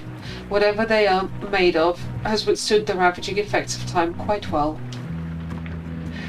And the ideas there contained, they remain rather provocative as well. To think that the Commonwealth disavows the existence of this book, despite official recognition of the 8 scribes. Although, the reasons why are in there, written plain. How fascinating that its secrets have been kept for all this time. Anyway, you have to excuse me for my extracurricular interest in its teachings. I used to teach a version of its history. To have access to the real thing has brought me some small pleasure. Let us be certain to preserve these volumes for whomever shall be next to use them. He turns his attention to other matters and bids you a good afternoon. I do want to know the reasons why they have done the thing. Okay, so this is the rights page. Searching the stars. Before each rite. Law of 3. Are you going to tell me why we're not telling people about the book? The aura. The celestial orb. The path. In each rite we gain enlightenment, whether we prevail or we fail. Indeed, through failure do we tend to learn the most valued lessons, provided we survive. None among us have prevailed without end. Exiles who walk the path toward enlightenment shall at times be struck by an epiphany and achieve mastery in some respect. Okay, that's just leveling up. Liberation. And that's it. Okay. Let's explore Shunt. No one seems very much inclined to explore the blistering environs here except Zay, who is more upbeat even than usual. A sacred bath in mud cleanses the mind! At least, I think it does, but come look, come look! She draws you by the hand toward one of the muddy pits and jumps right in, laughing. At first you are put off, and yet her joy is infectious. Soon you are in better spirits, as is she. You return together to the wagon, where you find yourself with time and motivation to pursue your vocations. Ooh, and Zay gains +2 hope.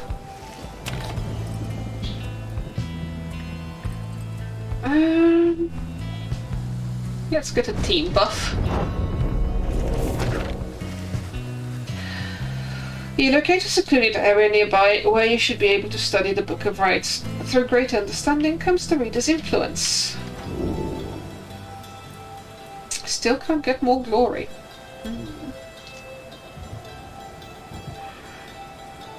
Presence, quickness, or hope.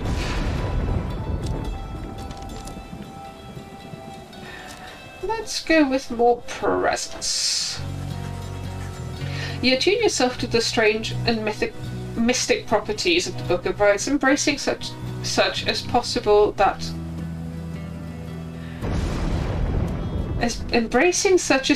that which cannot be explained or truly known. Okay, cool. Inspiration comes to you in a flash, whether from the book or from within, you cannot tell. The reader's influence, tenacity, success. Onwards!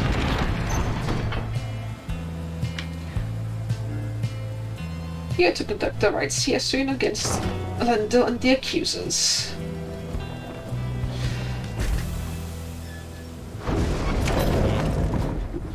I feel there is something at stake in this, which is beating the cop. Hello, Zay. Zay seems to be talking to the Black Wagon's walls again, though this time something seems to have come over her. Little brother, what is wrong with me? What is wrong with me? What is wrong with me? You're unsure whether to check in with her or leave her be. I think get her attention. I don't want to, eavesdrop on her. Although Zay is clearly capable of surviving on her own, you do worry for her, and in this case make an attempt to reach out to her. Oh, hi, reader. I don't think I saw you there just now, so... My little brother here and I, we were just talking for a little while. Well, I was the one doing the talking. Why, my little brother, he's just a wagon wall, so he cannot respond. He can't respond, but he can listen, and he listens really well. Now, I'd like to get back to my conversation here with him, if you don't mind. And you're welcome to stay, though, if you like. It seems Zay's doing all right, after all. Well, I am welcome to stay, so I will keep listening. You decide to take Zay up on her invitation, and keep listening to her conversation with the wagon wall. Her little brother, as she calls it. Anyway, what was I saying? Oh, I remember. It's that they always said that there was something wrong with me, but they wouldn't really tell me what, and they said that I was moon-touched, but so what? Those deemed impaired by Commonwealth standards, or very different in a negative sense. Yeah, well, fuck off Commonwealth with your ableism. So then, the scribes, they called me here. They are the ones who brought me here, not those Those people, they were so cruel. They always were so cruel. I didn't have a little brother at the time. No one that I recall, really, although so much of it back then, I can't tell how much of it I dreamt. Most of it, I didn't want it to be true. But I remember that they threw me out. They decided they would throw me out, and they let the scribes take care of me, they said. The scribes, they would take care of me. It was so very quiet here. I was all alone again, although I think I liked it more being alone down here than being alone back there. Everybody's alone down here, so it makes me feel less alone, somehow. Back there, why, I would sometimes see families, brothers, sisters, mothers, fathers, but here there was hardly anyone at all. But I knew I was closer to the scribes. I knew that they were in the sky above, and I did search for them up there, you know. And then one night I found them. I saw the stars, and they were falling to the ground, and I thought, why, the scribes themselves are crying. They are sad, and maybe they are sad for me. Well, that was when I first saw you, little brother. With your help, I would get closer to the scribes. That way, maybe they could answer all my questions, don't you think? But I'm so very glad I found you and the others. I'm finally not alone. I'm finally not alone. And more importantly, I think, sometimes I even feel that way, that I am not alone. Maybe as we get closer, maybe I'll get to feel that way more often, being here or being anywhere with you and all my friends. She falls silent. Though you were concerned for her at first, you sense that now she is at peace. She wanders off, faintly smiling. You sense you have a better understanding of her now. Aww. Okay. Onwards. Shopping? Oh, it's you guys. Good, because I was just thinking I could use a customer, like, real bad today. Or just in general, you know. Fine, I'll buy something.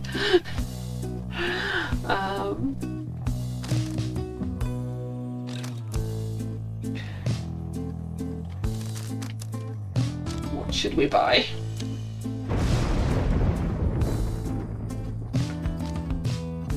I don't know. Oh, Bertrude might actually need a talisman, although we have spares, but let's see what Bertrude might want.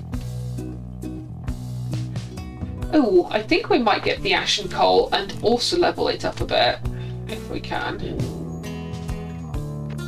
Seed. And we have... oh gosh. That sure is an amount of... like a pile of stardust. I think we dug that up ourselves. 19, 15... all of your stardust is expensive. I'm not buying expensive stardust. I don't think it's worth it. Oh well, I bought a thing. Hello, Bertrude. How are you doing? I think we will give Bertrude the Ashen Coal. Unless there's anything else that... she's not very quick, but she's quick enough. Cool. And I will level up the Ashen Coal. Nice.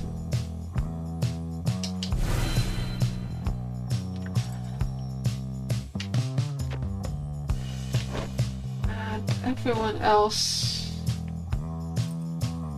has their... Everyone else has done their personal trials, I think. Yep. Alright. Success. See you guys again sometime soon, maybe, okay? Because I gotta say, you're my favourite customers I had all week.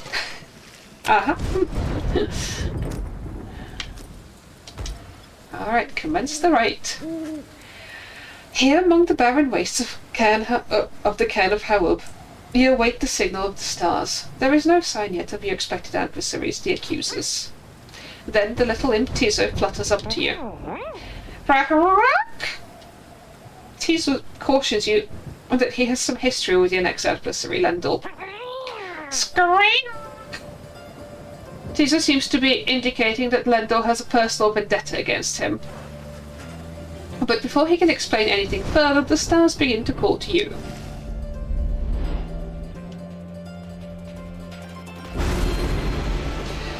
Have we acquired a new Titan star? We have. Unfathomed Plurnies. Adversaries have +8 quickness. No, I'm still good. I'm still good without Titan stars.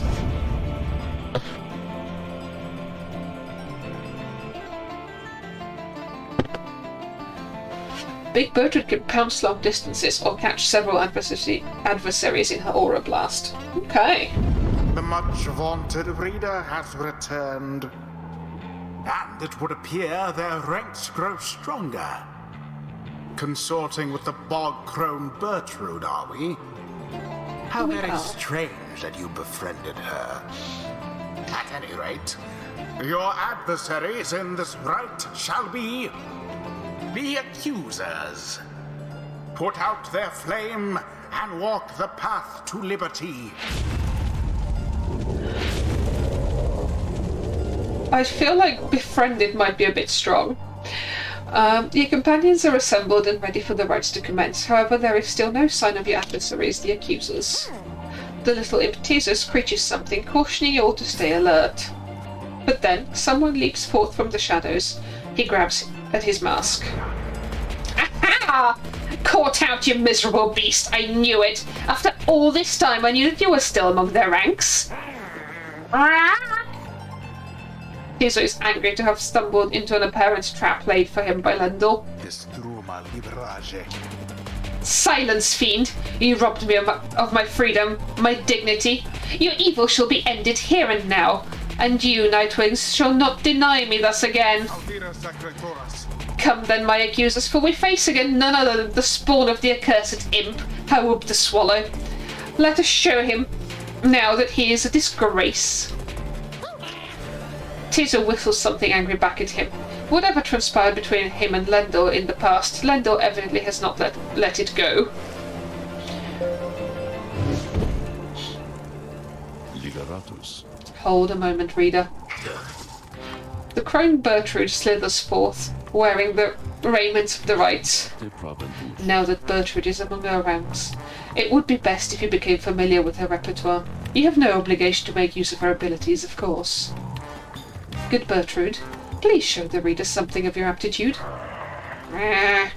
We expect thou shalt soon be inclined to bring our sorceries to bear. Long have we studied these rites of thine. Let us show thee what we know of them thus far.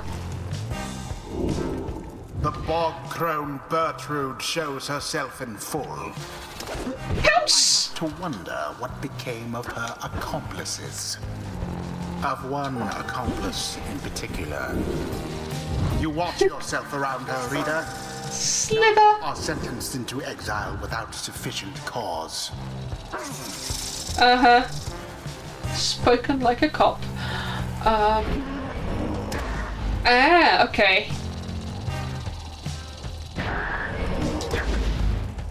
I've noticed opponents do this, and I had wondered what flavour of opponents they were.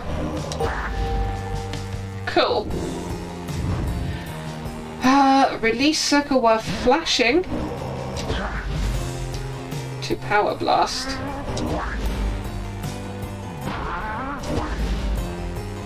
Quick time events, eh? Ah, there we go.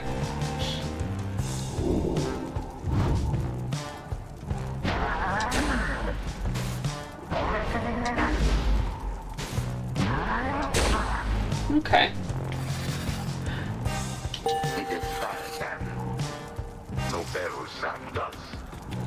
Now then, reading one. Know that our freedom is of little consequence to us. We side with thee because of Sandalwood, because of his plan. We shall aid ye in the rites, and we shall aid ye in the plan. Thus we are at thy disposal, and await thy bidding. Oh, they have more ash and coal than us, how dare. Okay, I think I do want Bertrude.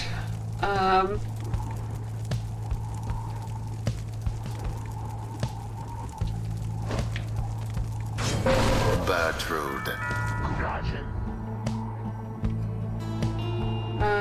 And Tizo, maybe?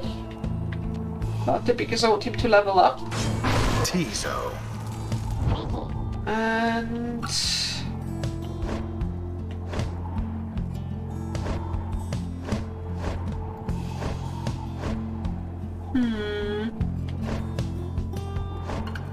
I'm basically going for whoever's got inspiration. So whoever we haven't used in a little while. Let's go with Rookie because he is zoomy. Rookie. The choice is cast. Hurry, Tizo hoped never to have to see Lendl again, but is prepared to face him. Nightwings, the wicked fiend you serve is an affront. He denied my rightful freedom in my moment of triumph. I shall never forgive him, or any of you. Ooh, that plot. Now begin. The first of many banishments.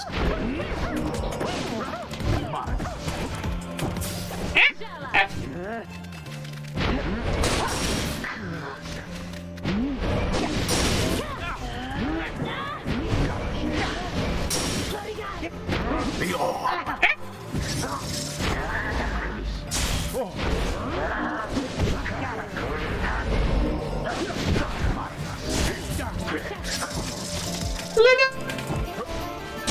In honor of the scribe.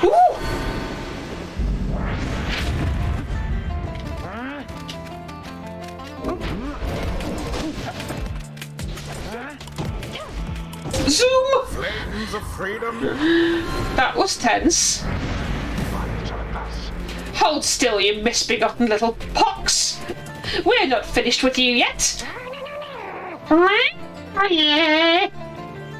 Tizo utters at Lendl a slew of the absolute worst imp profanity.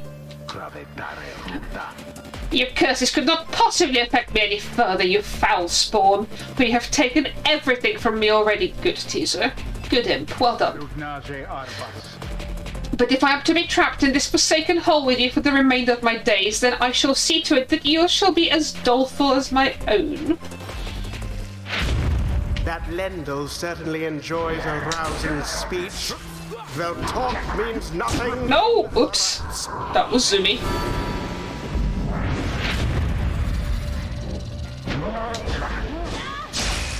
Dang. Chisholm. So it is. Good job, Rookie.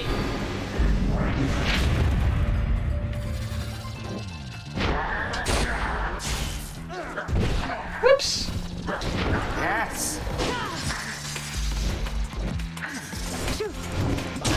In the name of Solium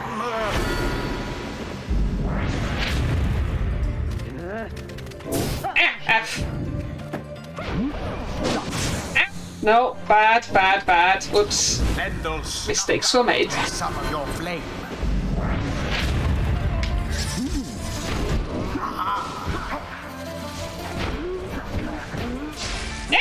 F.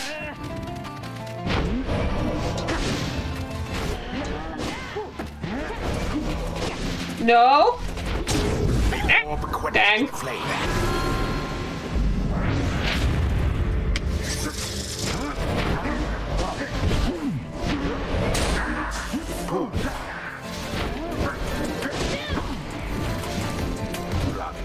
Come on, Bertrand, we got this. Yes. Plunged into the adversary's pyre.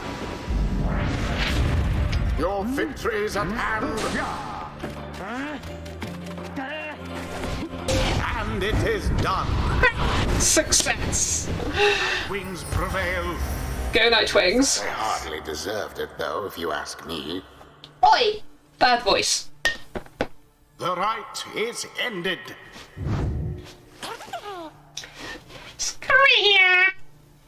Tizo is very pleased that you prevailed, but wishes to make a quick exit at this time. Blood blast! Where did he go? Where did he go? That infernal imp.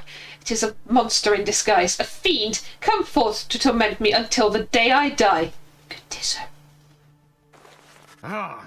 Lendl storms off in a fit of anger.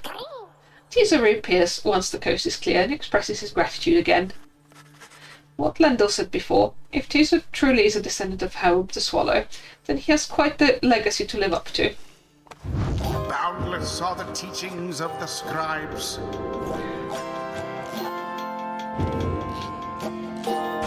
Yay, somebody finally leveled up. Understanding deepens in the mind of the imp Tiso.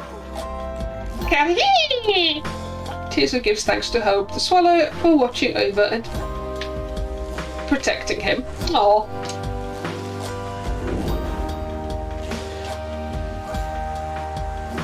Ooh, additional 10 damage when dousing the pyre, or bigger implode. I'm gonna go with 10 more damage for now.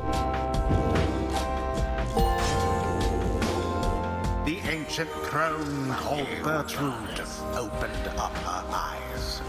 Thus does our grasp of ancient sorceries go ever stronger still. Oh, okay, I see. She leveled up to 2, I think. Hex of Defeat. While Bertrude's Pyre has less pyriness than the adversaries, she deals an additional 5 damage, or while Bertrude's Pyre has more pyriness than the adversaries, she deals an additional 5 damage. Ooh, okay. While Slithering uses 50% less stamina and moves 30% more quickly.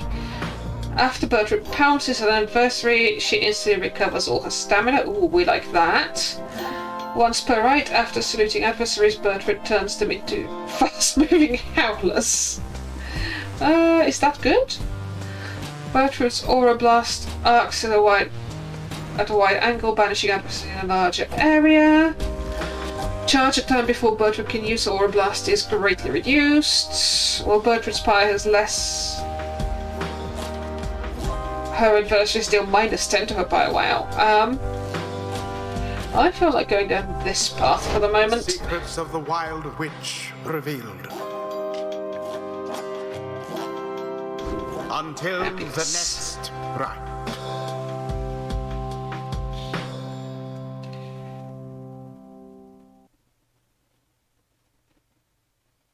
So, liberating Jadaro first, if demons were once common folk, means that she's like the odd one out that doesn't mirror the scribes, I guess.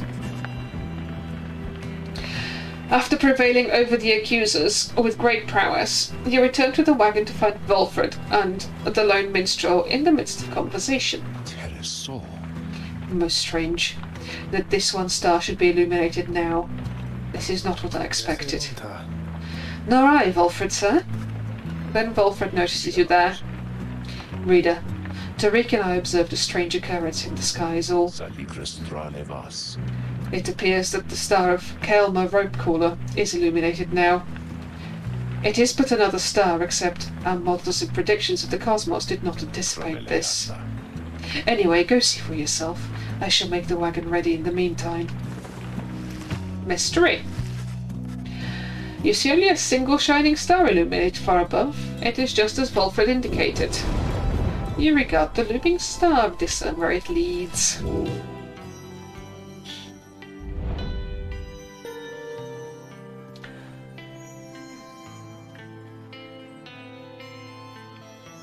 Kaelma, the rogue star. The rogue star burns bright over an isolated little island in the Sea of Solus. Sir Deluge is already on his way. Interact to challenge the Pyre Hearts. Oh, I have a theory about the... maybe not. Okay, so my theory is that the team that we play changes rankings, but it looks like other teams have also changed rankings. I don't... I think we actually lost to Withdrawn last time and then to the Essence. I don't think the Essence have beat us twice.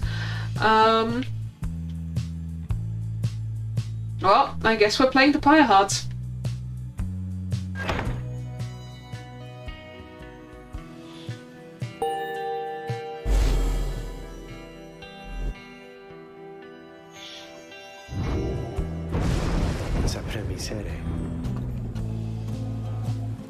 Then we are summoned to the Isle of Kelma, deep within the Deathless Tempest. Oh, delightful. Have you been there before, Tariq? So long ago, I scarce recall the time, only the scent. It is the place from whence the creatures native to this land sprang forth. Reader, let's not concern ourselves with the superstitions held about that place. We'll set forth at dawn, and soon see for ourselves what to make of it.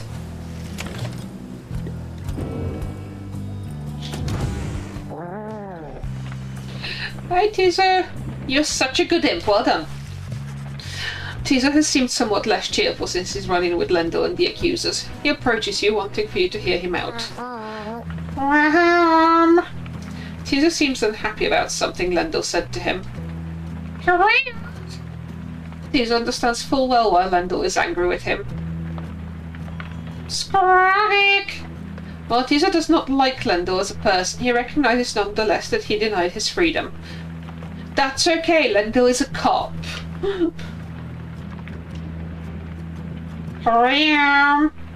It was a liberation rite. He did what he felt necessary. He wanted to help his friend go free.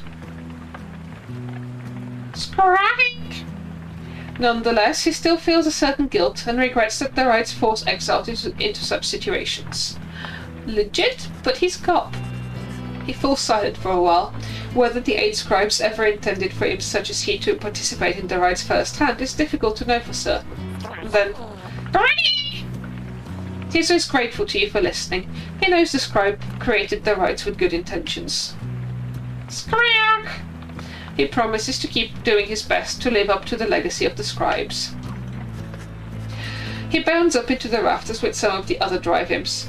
Regardless of whether he truly is descendant of Hope the Swallow, surely the scribes would have been proud of him. Oh, such a good imp.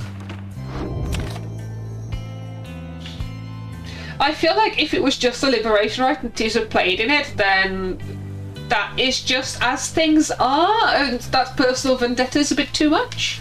But also he's cop.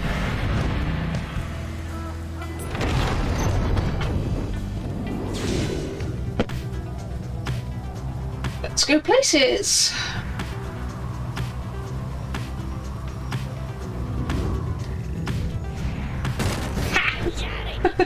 Oi, mates! Look at what ran into us again!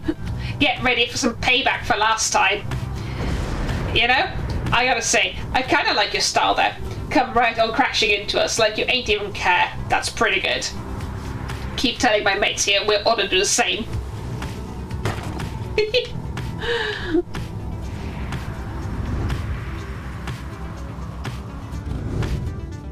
Okay. Onwards. Bulford joins you as you soar high above the storm-ravaged waters on approach to the infamous Isle of Kelma. Among its cursed qualities, it seems this wretched storm means I cannot rightly smoke. One of the downside's small misfortunes, I suppose. Oh, bless. The wagon's drive-imps seem not to mind, at least. In fact, they seem more animated now even than usual, sir. Perhaps they feel some sort of connection to this place. Tariq, do you suppose the Pyre hearts were able to make it here intact? They ought to have seen it in the stars, though we soon shall know for certain. That we shall. Take us in, please, reader. Oh, we can't smoke in the storm. Okay, Sharp Shoal. And the lone minstrel observes the waters on this route seem to be shining with stardust. Ooh, maybe. Bertrand suspects you may find something of value. I'm alright for cash.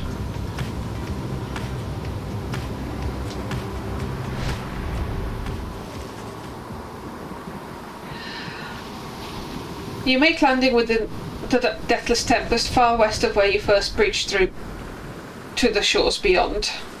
You wonder which sort of celestial landmark lies hidden amid these waters, though for now you have some time left before continuing onward. Sift for stardust. Your time in the murky waters of Sharp Shoal passes mostly without incident when the lone minstrel approaches you, pointing out to sea. Reader, Notice how the surface of the water seems to sparkle like the stars? It is from stardust. We may be able to collect it. The two of you begin sifting the waters. It is a slow process, but eventually you wind up with a significant amount of the precious material. Woohoo! Pile of stardust. And onwards.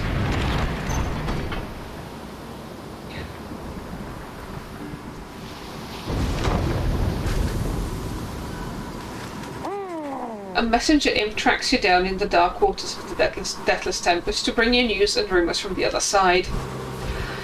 This report subjects Tamitha, blood sister to Pamitha, a stoic leader of the Essence.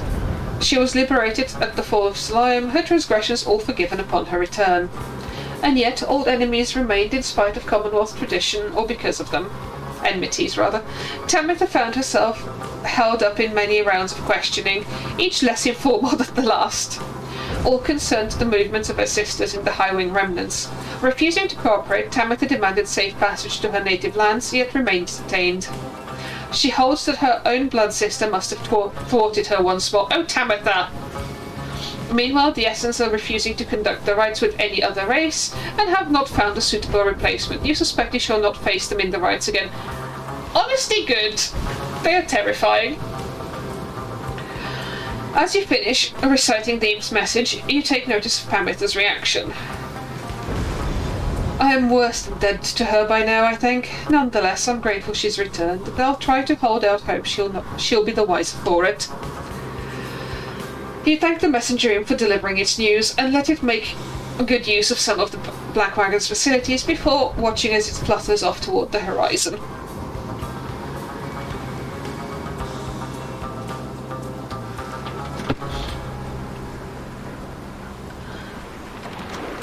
You would think Tamitha would, realise that maybe she's on the same side as us, but no. Your wagon shudders to a halt at the Isle of Kelma. Bizarre outcroppings give it a forbidding feel. And, I get that she doesn't know our plan, but blaming Pamitha for being detained and questioned on the other side is a bit much. Cat! Hello! Chat, it is cat break time. Hello! How are you? Come back. Come back with your dreamies somewhere. Oh. Meow. Oh. Yes, I love you too. Yeah, very good. Your paws are cold. And muddy. Which means my jeans are muddy.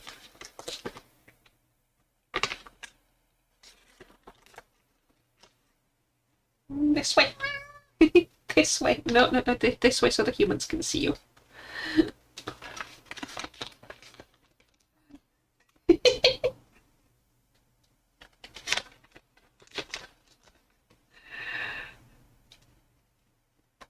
Hello.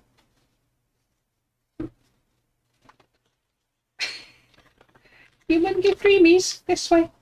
Oh, don't fall off. Oh, well done. Oh, more dreamies. Human, more dreamies. That's dreamy.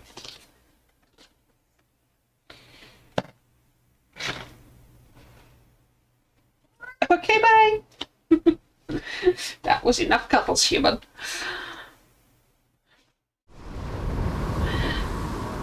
The wagon shudders to a halt. Bizarre outcroppings give it a forbidding feel. In the distance, you hear old gibbering noises that sound like drive-ins.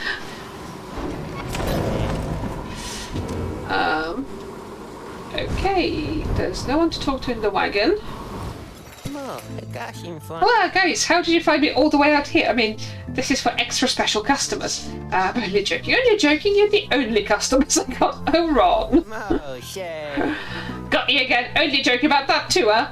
Because I got tons of customers. It's just they already bought a lot of stuff today, so they're not here, okay? Anyway, I just got it in a little something here, which maybe you'll be into. Been hearing about these little numbers for a while. Check them out. Here reveals to you a set of twin rings, jeweled band and rune band. Transparent +2 presence, quickness and hope. At the start of a round, briefly gain infinite stamina if an ally has the other band. Same. Okay. Thinking these fingers are supposed to be for a couple of lovebirds, know what I mean? Hey. But anybody could probably use them, provided they was to buy them off me. I was gonna get them for myself, but anyway, let me know if you want them. And they cost 88 gold each, which we don't have to buy both of them anyway. Cool, I'm good with that. Didn't see nothing you like this time, huh? Sorry, Ron. You stand before the bizarre outcroppings of the Isle of Kaelma. The sky darkens, and in the distance you hear the sound of gibbering creatures growing louder. The sound of it is unnerving enough that your fellow exiles remain quiet, their eyes fixed to the stars above. Soon, something in the sky above begins to stir.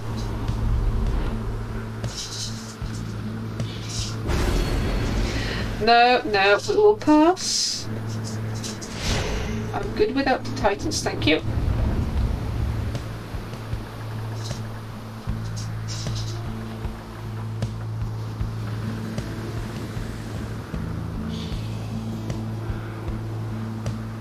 Oh, it's once they level up that they get to do the Sandra trial? Eve to you as ever, O you exiles of the Nightwings. The 8 scribes dragged you all the way into the blasphemous Isle of Kaelma. Here you are to be surrounded by even more gibbering nitwits than usual.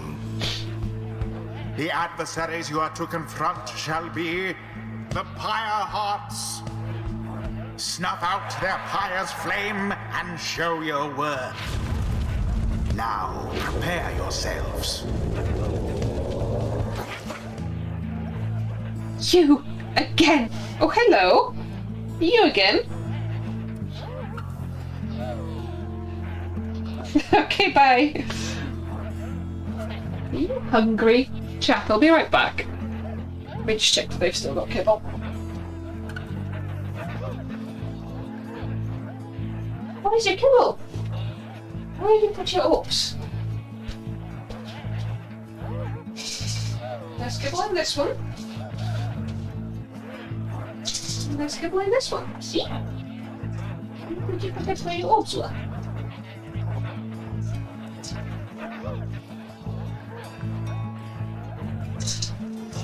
I think they forget where they put their food. And that's what they just enjoy bugging me about it. You! Again! You come to torment us! Have you any idea how afraid of you we are the last time? Aww! Oh, so deluge. Your adversaries are prepared, reader. We shall conduct the rites on your behalf. Who shall conduct the rites? I feel like 2 zoomies, i.e. Rookie and Sir Gilman, and maybe Bertrude? But I think Bertrude goes first. Yeah. Bertrude. Especially because Bertrude has the talisman that makes that pyre bigger. Rookie.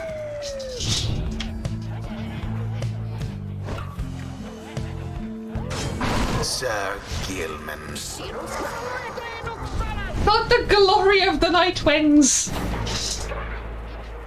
We are not afraid of you, especially not this night. Worm Knights, attack!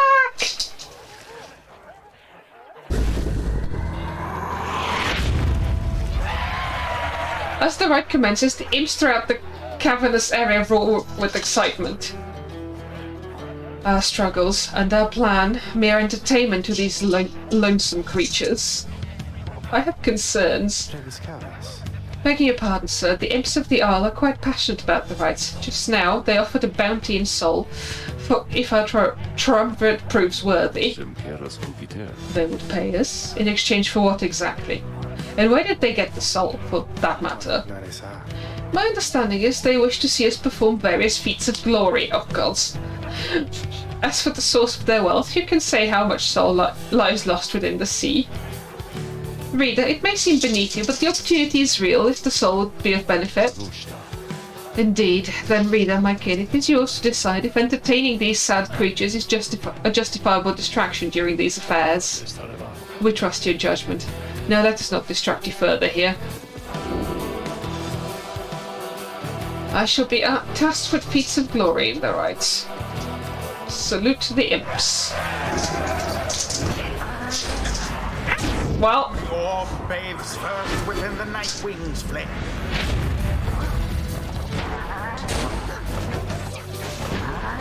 Oh, dang. Your flames grow weak. Yeah, they do. I forget how quick these guys are. Show of strength from the Nightwing's opponents. Alas. Yikes! There.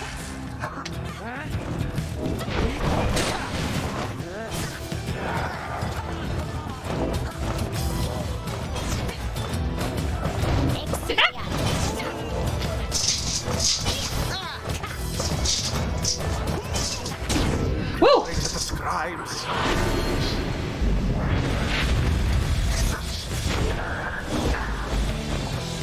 Oh! Blessed be. That's better. Best not get overconfident, Nightwings. Zoom! And more zoom? Brilliantly done.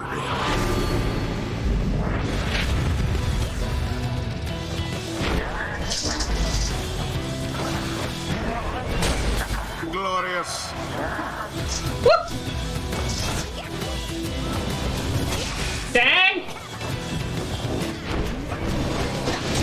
That Whoops. deluge did fling himself upon the flames. Oh. No! Dang! That ought to wake you up. Hello, cat. You're here.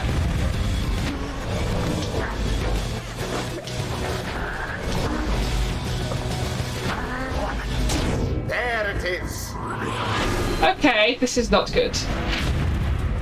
Your adversary's pyre now burns brighter than your own. As per the sacred law.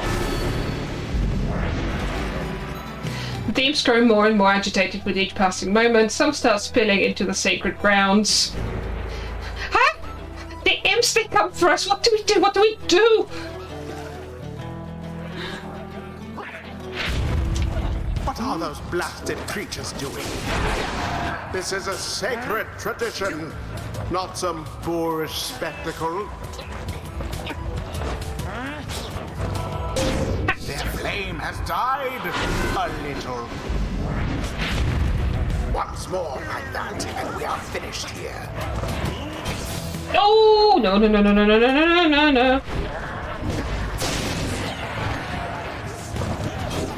No! Dang. Unfortunate. Extremely.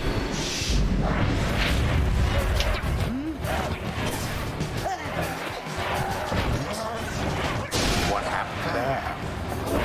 I'm not entirely sure what happened there, to be perfectly honest, but I will take it. No! I was in there, for fuck's sake. Your pyre weakens. Ah! Your pyre shall soon be ashes on the ground. No! And it is done. The pyre hearts prevail. Their pyre nearly was extinguished there, but no. Chat, no! We lost to the Pyre Hearts. Ceremony is complete. What? We prevailed? But how? Wait, where'd everybody go?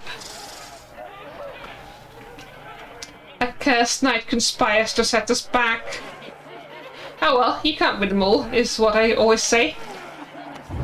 What stirs now in the hearts of all these exiles? I forgot quite how zoomy they all were. You know, with all this rights business, there's been one real fancy move that I've been mulling for a while, and I think I just finally got how I could pull it off.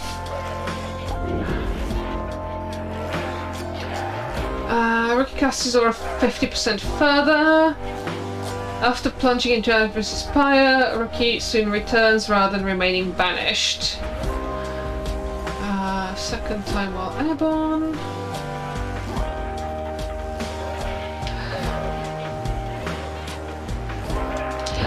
I think we're gonna do that.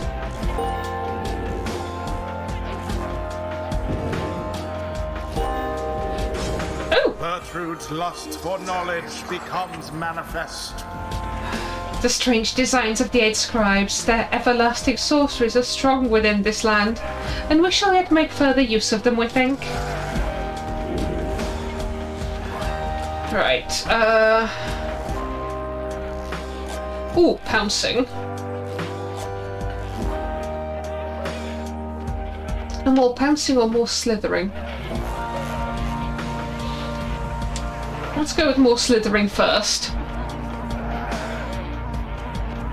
Until the stars align.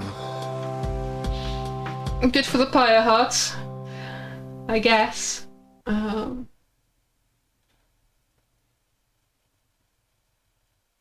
Literacy is forbidden in the Commonwealth after the invention of the stamping press led to a spread of dangerous ideas. After you and your fellow exiles failed the right against the Pyre hearts, you find the lone minstrel attending to one of your own. Bertrude seems to be unwell, although you cannot sense why. How are you feeling, madam? We are terribly weary. We fear that we have taken ill somehow, for ours is strength not easily suppressed. I see, then please do not exert yourself, or try. The lone minstrel motions for you to come closer. Reader, Bertrude appeared rather disoriented and more fatigued than usual. He reported feeling not entirely present. Symptoms of banishment sickness. Ew. An ailment suffered by those who frequently conduct the rites, debilitating but fleeting. The sense of loss and isolation during banishment sometimes extends beyond that time. Eep! She should soon be able to take part in light activities, I think, but under no circumstances she'll be able to conduct the coming rite. Fair enough.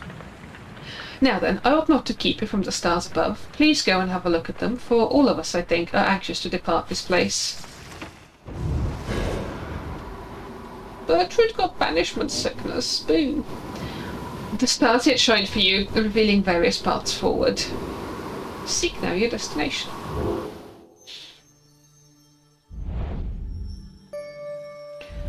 Alright. Joma and goal. The dissidents. The withdrawn, who are the other people we have lost to. And the tempers.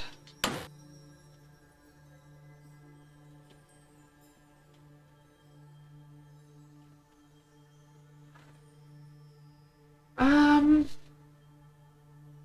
think maybe the dissidents, if that gets them to the top of the ranking, because I don't really want to face the withdrawn in the liberation rite, and we actually have the next rite is our liberation rite.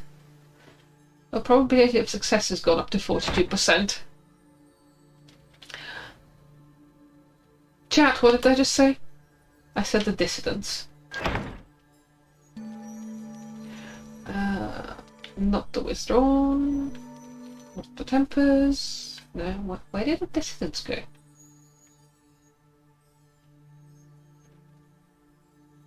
Ah! The dissidents, there we go. See if my theory about how the rankings work is correct. We're going to be butting heads against old Barker again, are we, chum? Guess it helps to know ahead of time so I can brush up on my groveling. He then shares with you what he knows of your next opponent. Barker Ashpaws, a volatile cur whose pack, the dissidents, conduct the rites more so for thrill than freedom. Back on the other side, Barker never quite took to the culture of the Commonwealth and often ran afoul of the law for various acts of boorishness or vandalism. He always promised to go straight, and in time he found a certain niche, for he was an accomplished hunter. And the people of the Commonwealth did have an appetite. Barker relished the hunt more than anything and spent his earnings on a variety of questionable things. One particularly raucous evening, Barker was caught relieving himself on the foot of the statue of the Archjustice Andromeles IV, and that was the end of his citizenship. Honestly, go Barker! In the downside, it seems he caught the notice of the dissidents, who in turn must have observed his speed, ferocity and fearlessness. He is now the best of them. Barker's reputation grew among the exiled curs of the Joma Valley region, where he's feared and unafraid for taking what he wants. Not long after they flushed me down, I was just trying to make ends meet and made a deal with him. In hindsight, let's just say it was a bad idea. He could make my life go real sour if he wants. Anyways, I better go pass out. We got a long few days ahead. I wish Rookie a restful evening in turn. It is too late to take flight, though tomorrow you can press on.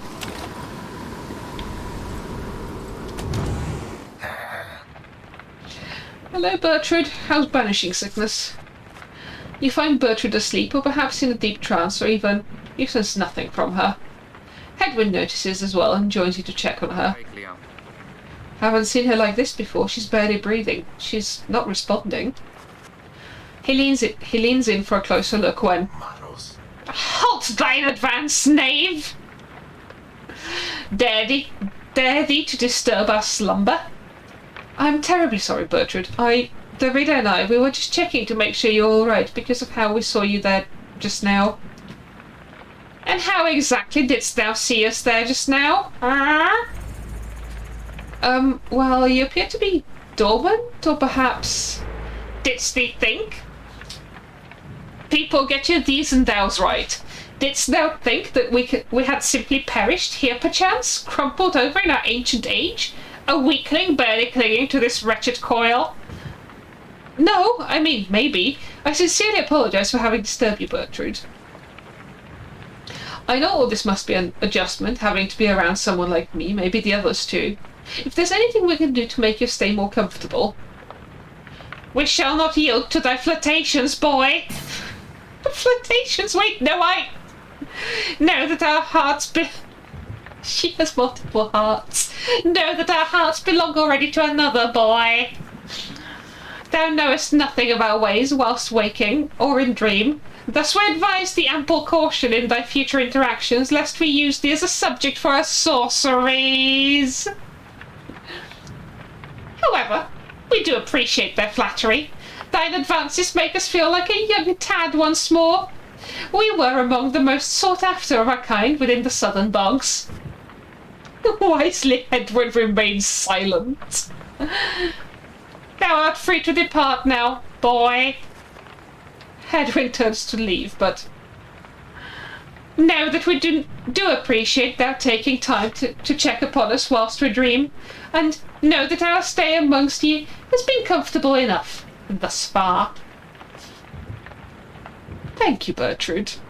Thou art welcome, boy. Despite the oddness of the exchange you witnessed, you sense that Hedwyn and Bertrude gained a better understanding of each other. Aww.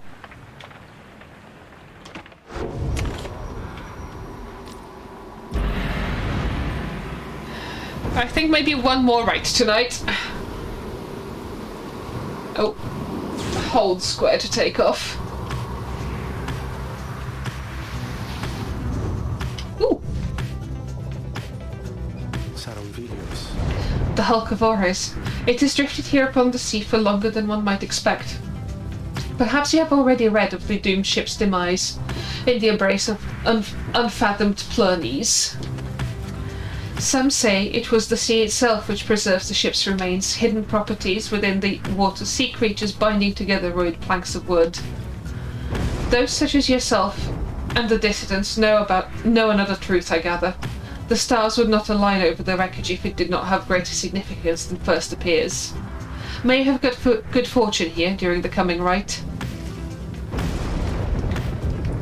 Okay. We can land in the Fathomless Trench. Tizo wants to fish for something tasty.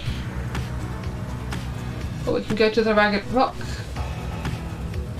Zay observes that this current to the Helcavoris is teeming with fish.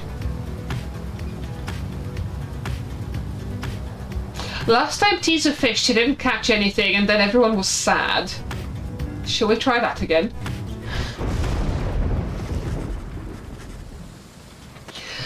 You touch down at the Sea of Solace, where you first encountered Sir Gilman and the Pyre Heart. You soon shall carry on by sea, though for now you have some time to spare.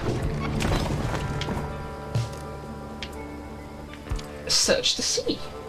The sea is peaceful for the most part, save for the occasional strange shimmers beneath the surface. You realise the lone minstrel is looking down at them along with you. Those shapes down there, some must be worms of the Sea Dominion, cast into exile. If I understand, they tirelessly fought the Commonwealth's wars, having grown weary of their own. They must make worthy adversaries. Tizo, are you eating worms? Tizo appears to have spotted something tasty. Tizo dives without warning into the depths below. And there he goes again. That one enjoys being at sea despite its perils. Eventually the little imp surfaces, clutching something in his claws. Ooh! Tizo caught a sea flounder. Could always sell it. Fair enough.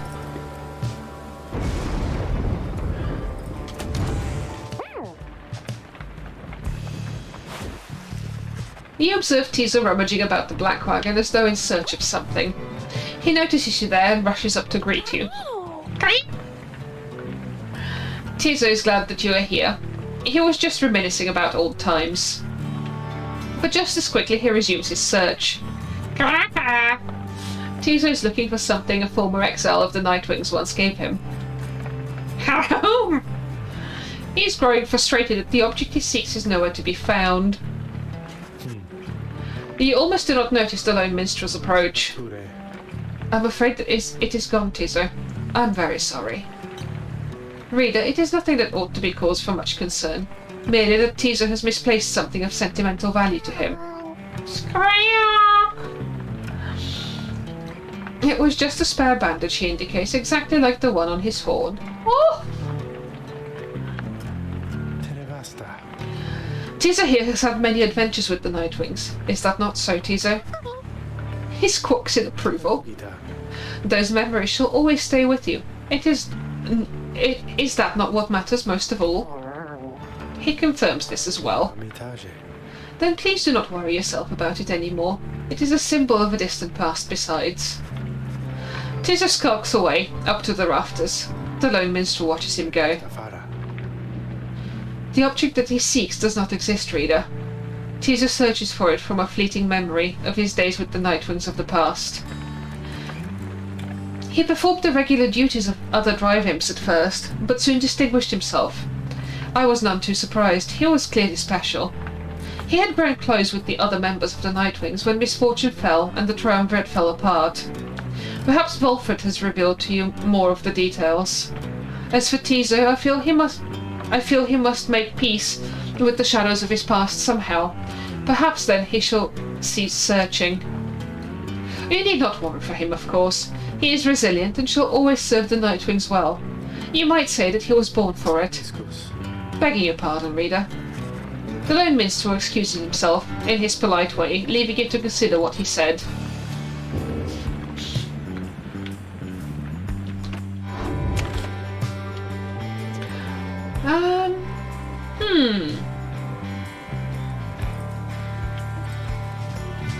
We've just got stuff to sell, so I don't think we need to go and forage. Group buff or individual buff? Let's see if we can level somebody up. We might not be able to, actually.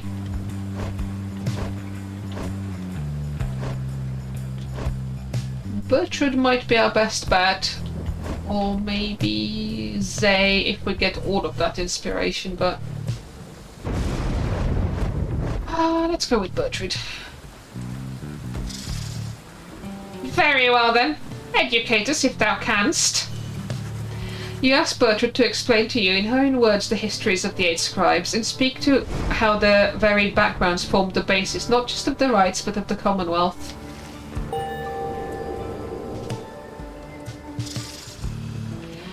Perhaps not all the wisdom of the scribes lies buried in that tome of thine. Fair enough. I have found my calling.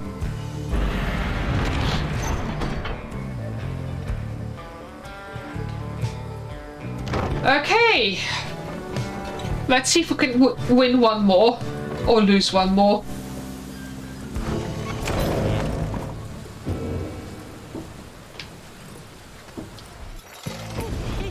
Oh, hey you guys, you know, you just missed some other customers and I sold them some of my best stuff. Not better than the stuff I sell to you, but if you're running into some guys with good stuff, you know where they got it. Scribe snuff. Ah. So, I've been playing Dead Cells off stream, and I could have sworn I found an item in there that let me restart my character halfway through the run, and actually what I thought I had found there was this in here. Welcome to Gaming with ADHD. Right, let's sell him a fish.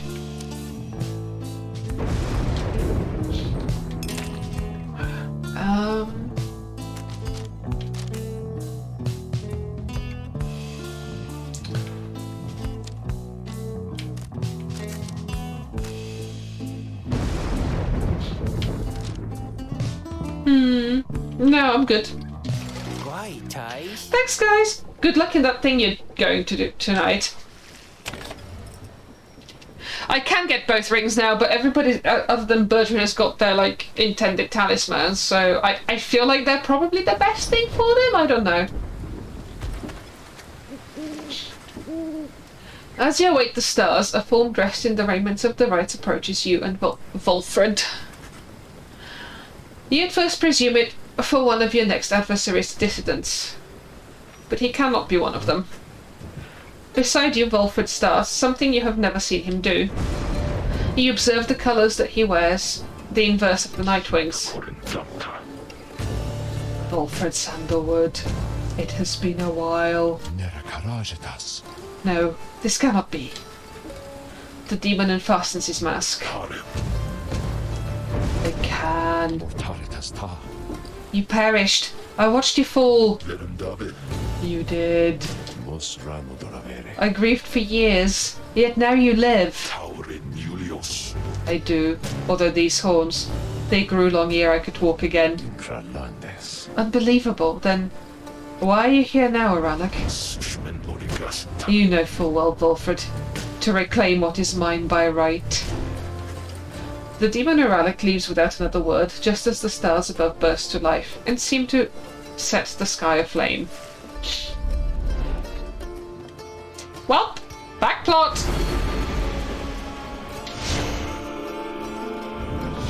Drama! Also ship it.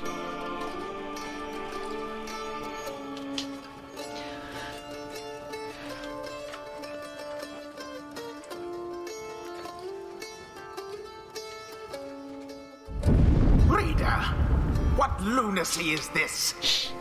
'Twould appear the Nightwings are to stand against themselves this time around. Eep!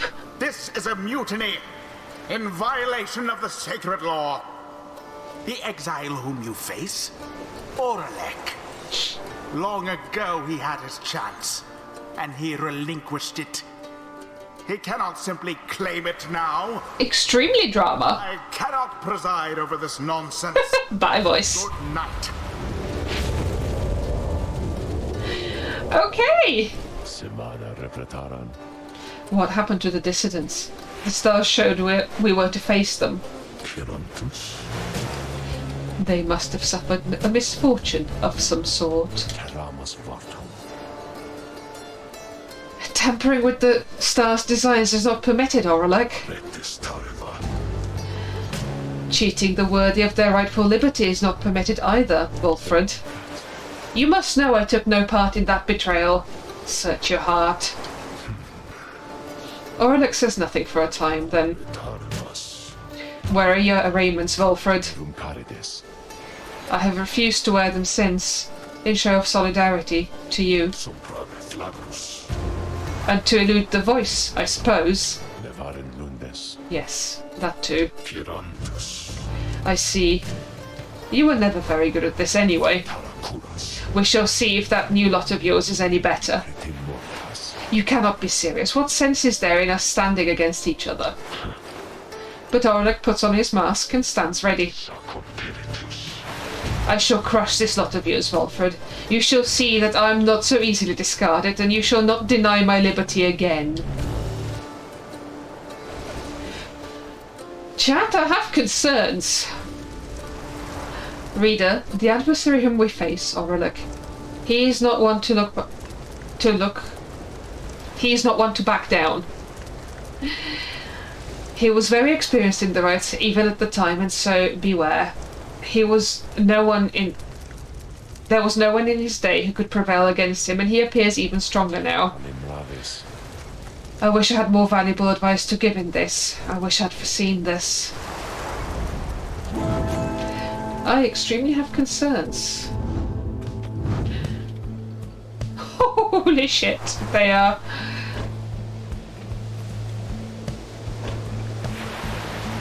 all extremely leveled up. Guess they don't have talismans at least.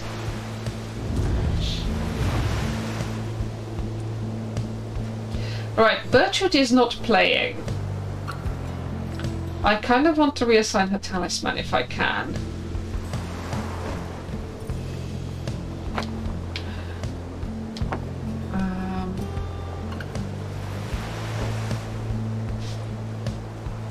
Right, and they are a demon, an imp, and a savage.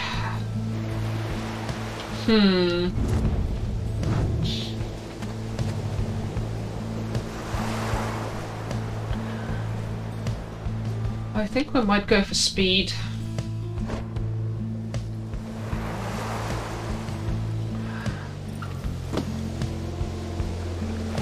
Okay. What did I just unequip from Sir Gilman? Oh, the thing that I'm holding.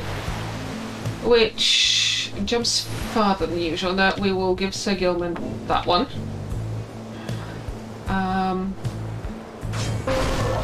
Put him in centre. And we'll go with... I don't recall seeing a savage on the opposing team before. I honestly can't tell the savages from the nomads in their clothes. But you might be right.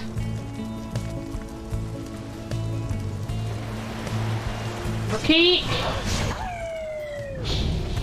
And...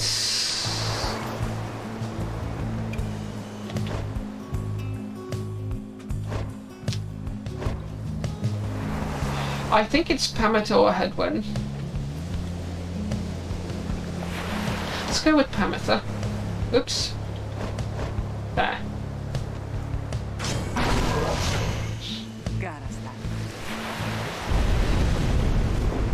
I'm normally not keen on getting into other people's feuds, but if you insist... Such a triumvirate to have assembled, Wilfred. Then let us see what they can do. Come and face me, false Nightwings! Chat, I'm scared.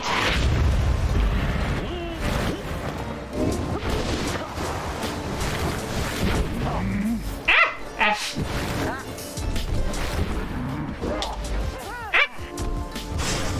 No! No, no. Ah, no!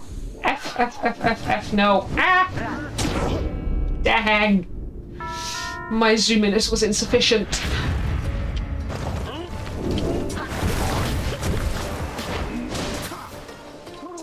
Dang!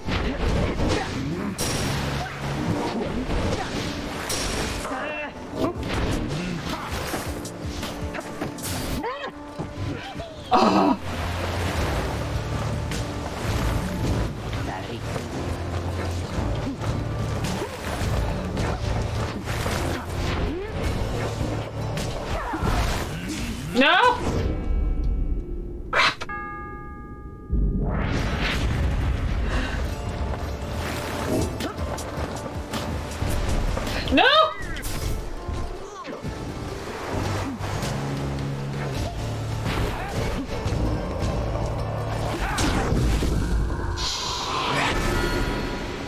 This is not going great!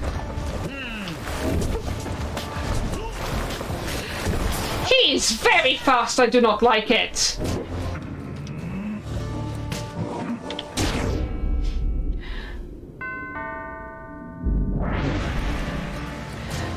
You have grown weak, dragging through the mud the good name of the Nightwings all the while. He's not wrong!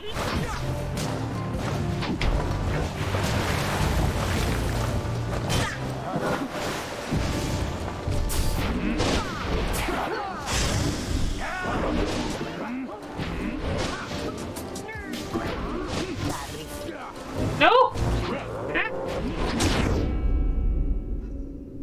I actually have no idea what I'm doing here.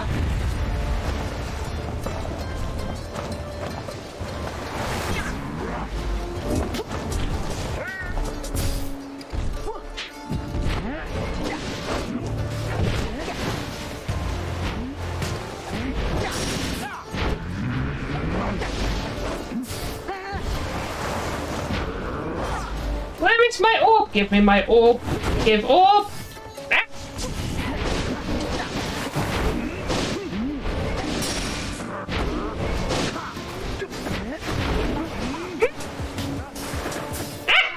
Fuck.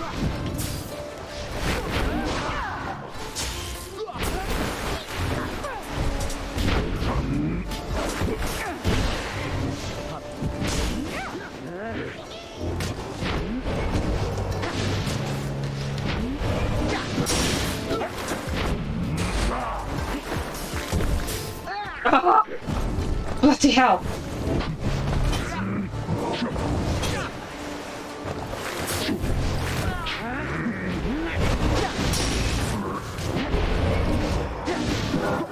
No!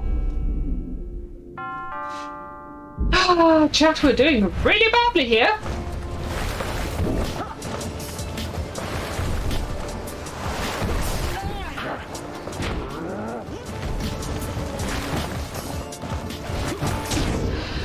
Well, fucking finally! At least we're not gonna get shut out.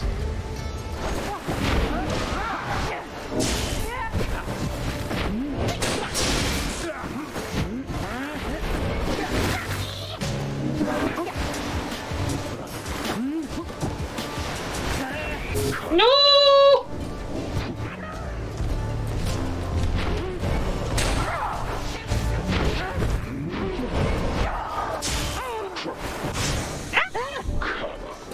Oh. And down we go. Well, that sure was an experience. They're getting this full squad back each time. Yes. Disapprove. As expected, you call yourselves the Nightwings, but you are they only in name. And as for the rights, it is a mockery of what it once stood for. All of this a stain upon the legacy of the scribes. Volfred looks on as Orlick departs without another word. Orlick, forgive me. Well, that sure was dramatic.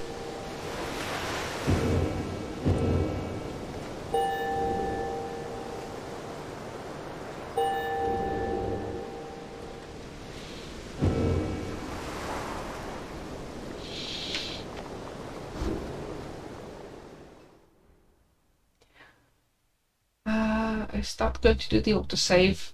Because this would be a good time to end on that cliffhanger and drama. Yeah, we have autosaved. No. Oh, people are going to talk to us. Orlick, he has changed. Scarce resembles now the one with whom we travelled then. I'm afraid so. I can only begin to imagine what he has been through all these years. Reader, as you can see, Orlick and I, we have some years in common. A story for another day. Come on! This drama happens and it's clearly your fault and you're not going to tell us? I need some time to look at how all of this affects our plan. Reader, Orlok is a principled person. His freedom was denied him just when it was in his grasp. A doleful tale. Nature. Volfred shall tell you more of him in due time. Of that I have no doubt.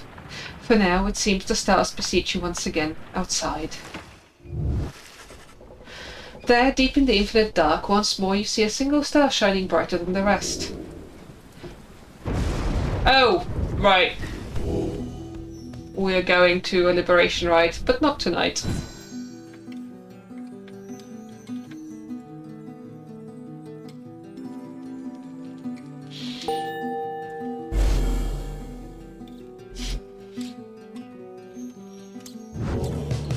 Sinda Vensarishe. Once more then, unto the fall of Soliam. Excellent. Our plan proceeds at pace. We need but continue to make good on all such opportunities the stars present. So much as possible. Then our ranks within the Commonwealth may yet grow strong enough that we shall sway the people toward our cause. It shall be difficult, but the people have their hearts and consciences, and the Commonwealth has long since lost its way. The never-ending wars with the High-Wing remnants, the passing of more sentences of exile than ever before, for increasingly more dubious causes. The burning of books, the outlawing of literacy, these are corruptions of the teachings of the scribes. Together we shall prove it soon enough. Volfred, sir, what of Orlok? Volfred says nothing in response at first, but then Orlok appears to have his own agenda now. We shall have to try and keep an eye on him, although our plan remains the same. Anyway, we have a mountain which we need to climb.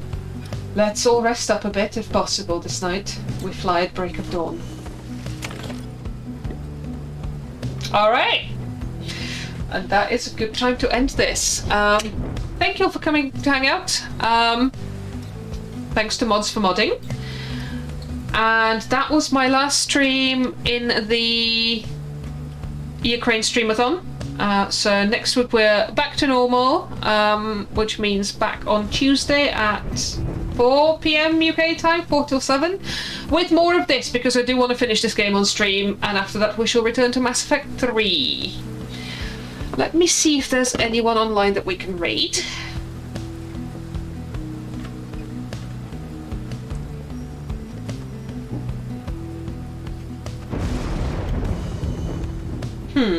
Unsure. Let's have a quick look.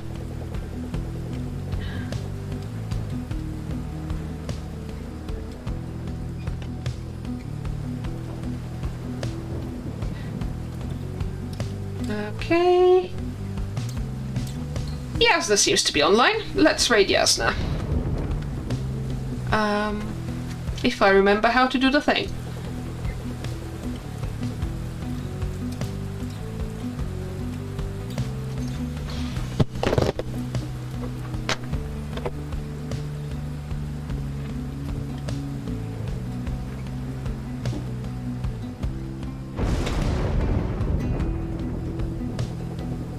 There we go. Thanks everybody. I shall see you next week on Tuesday.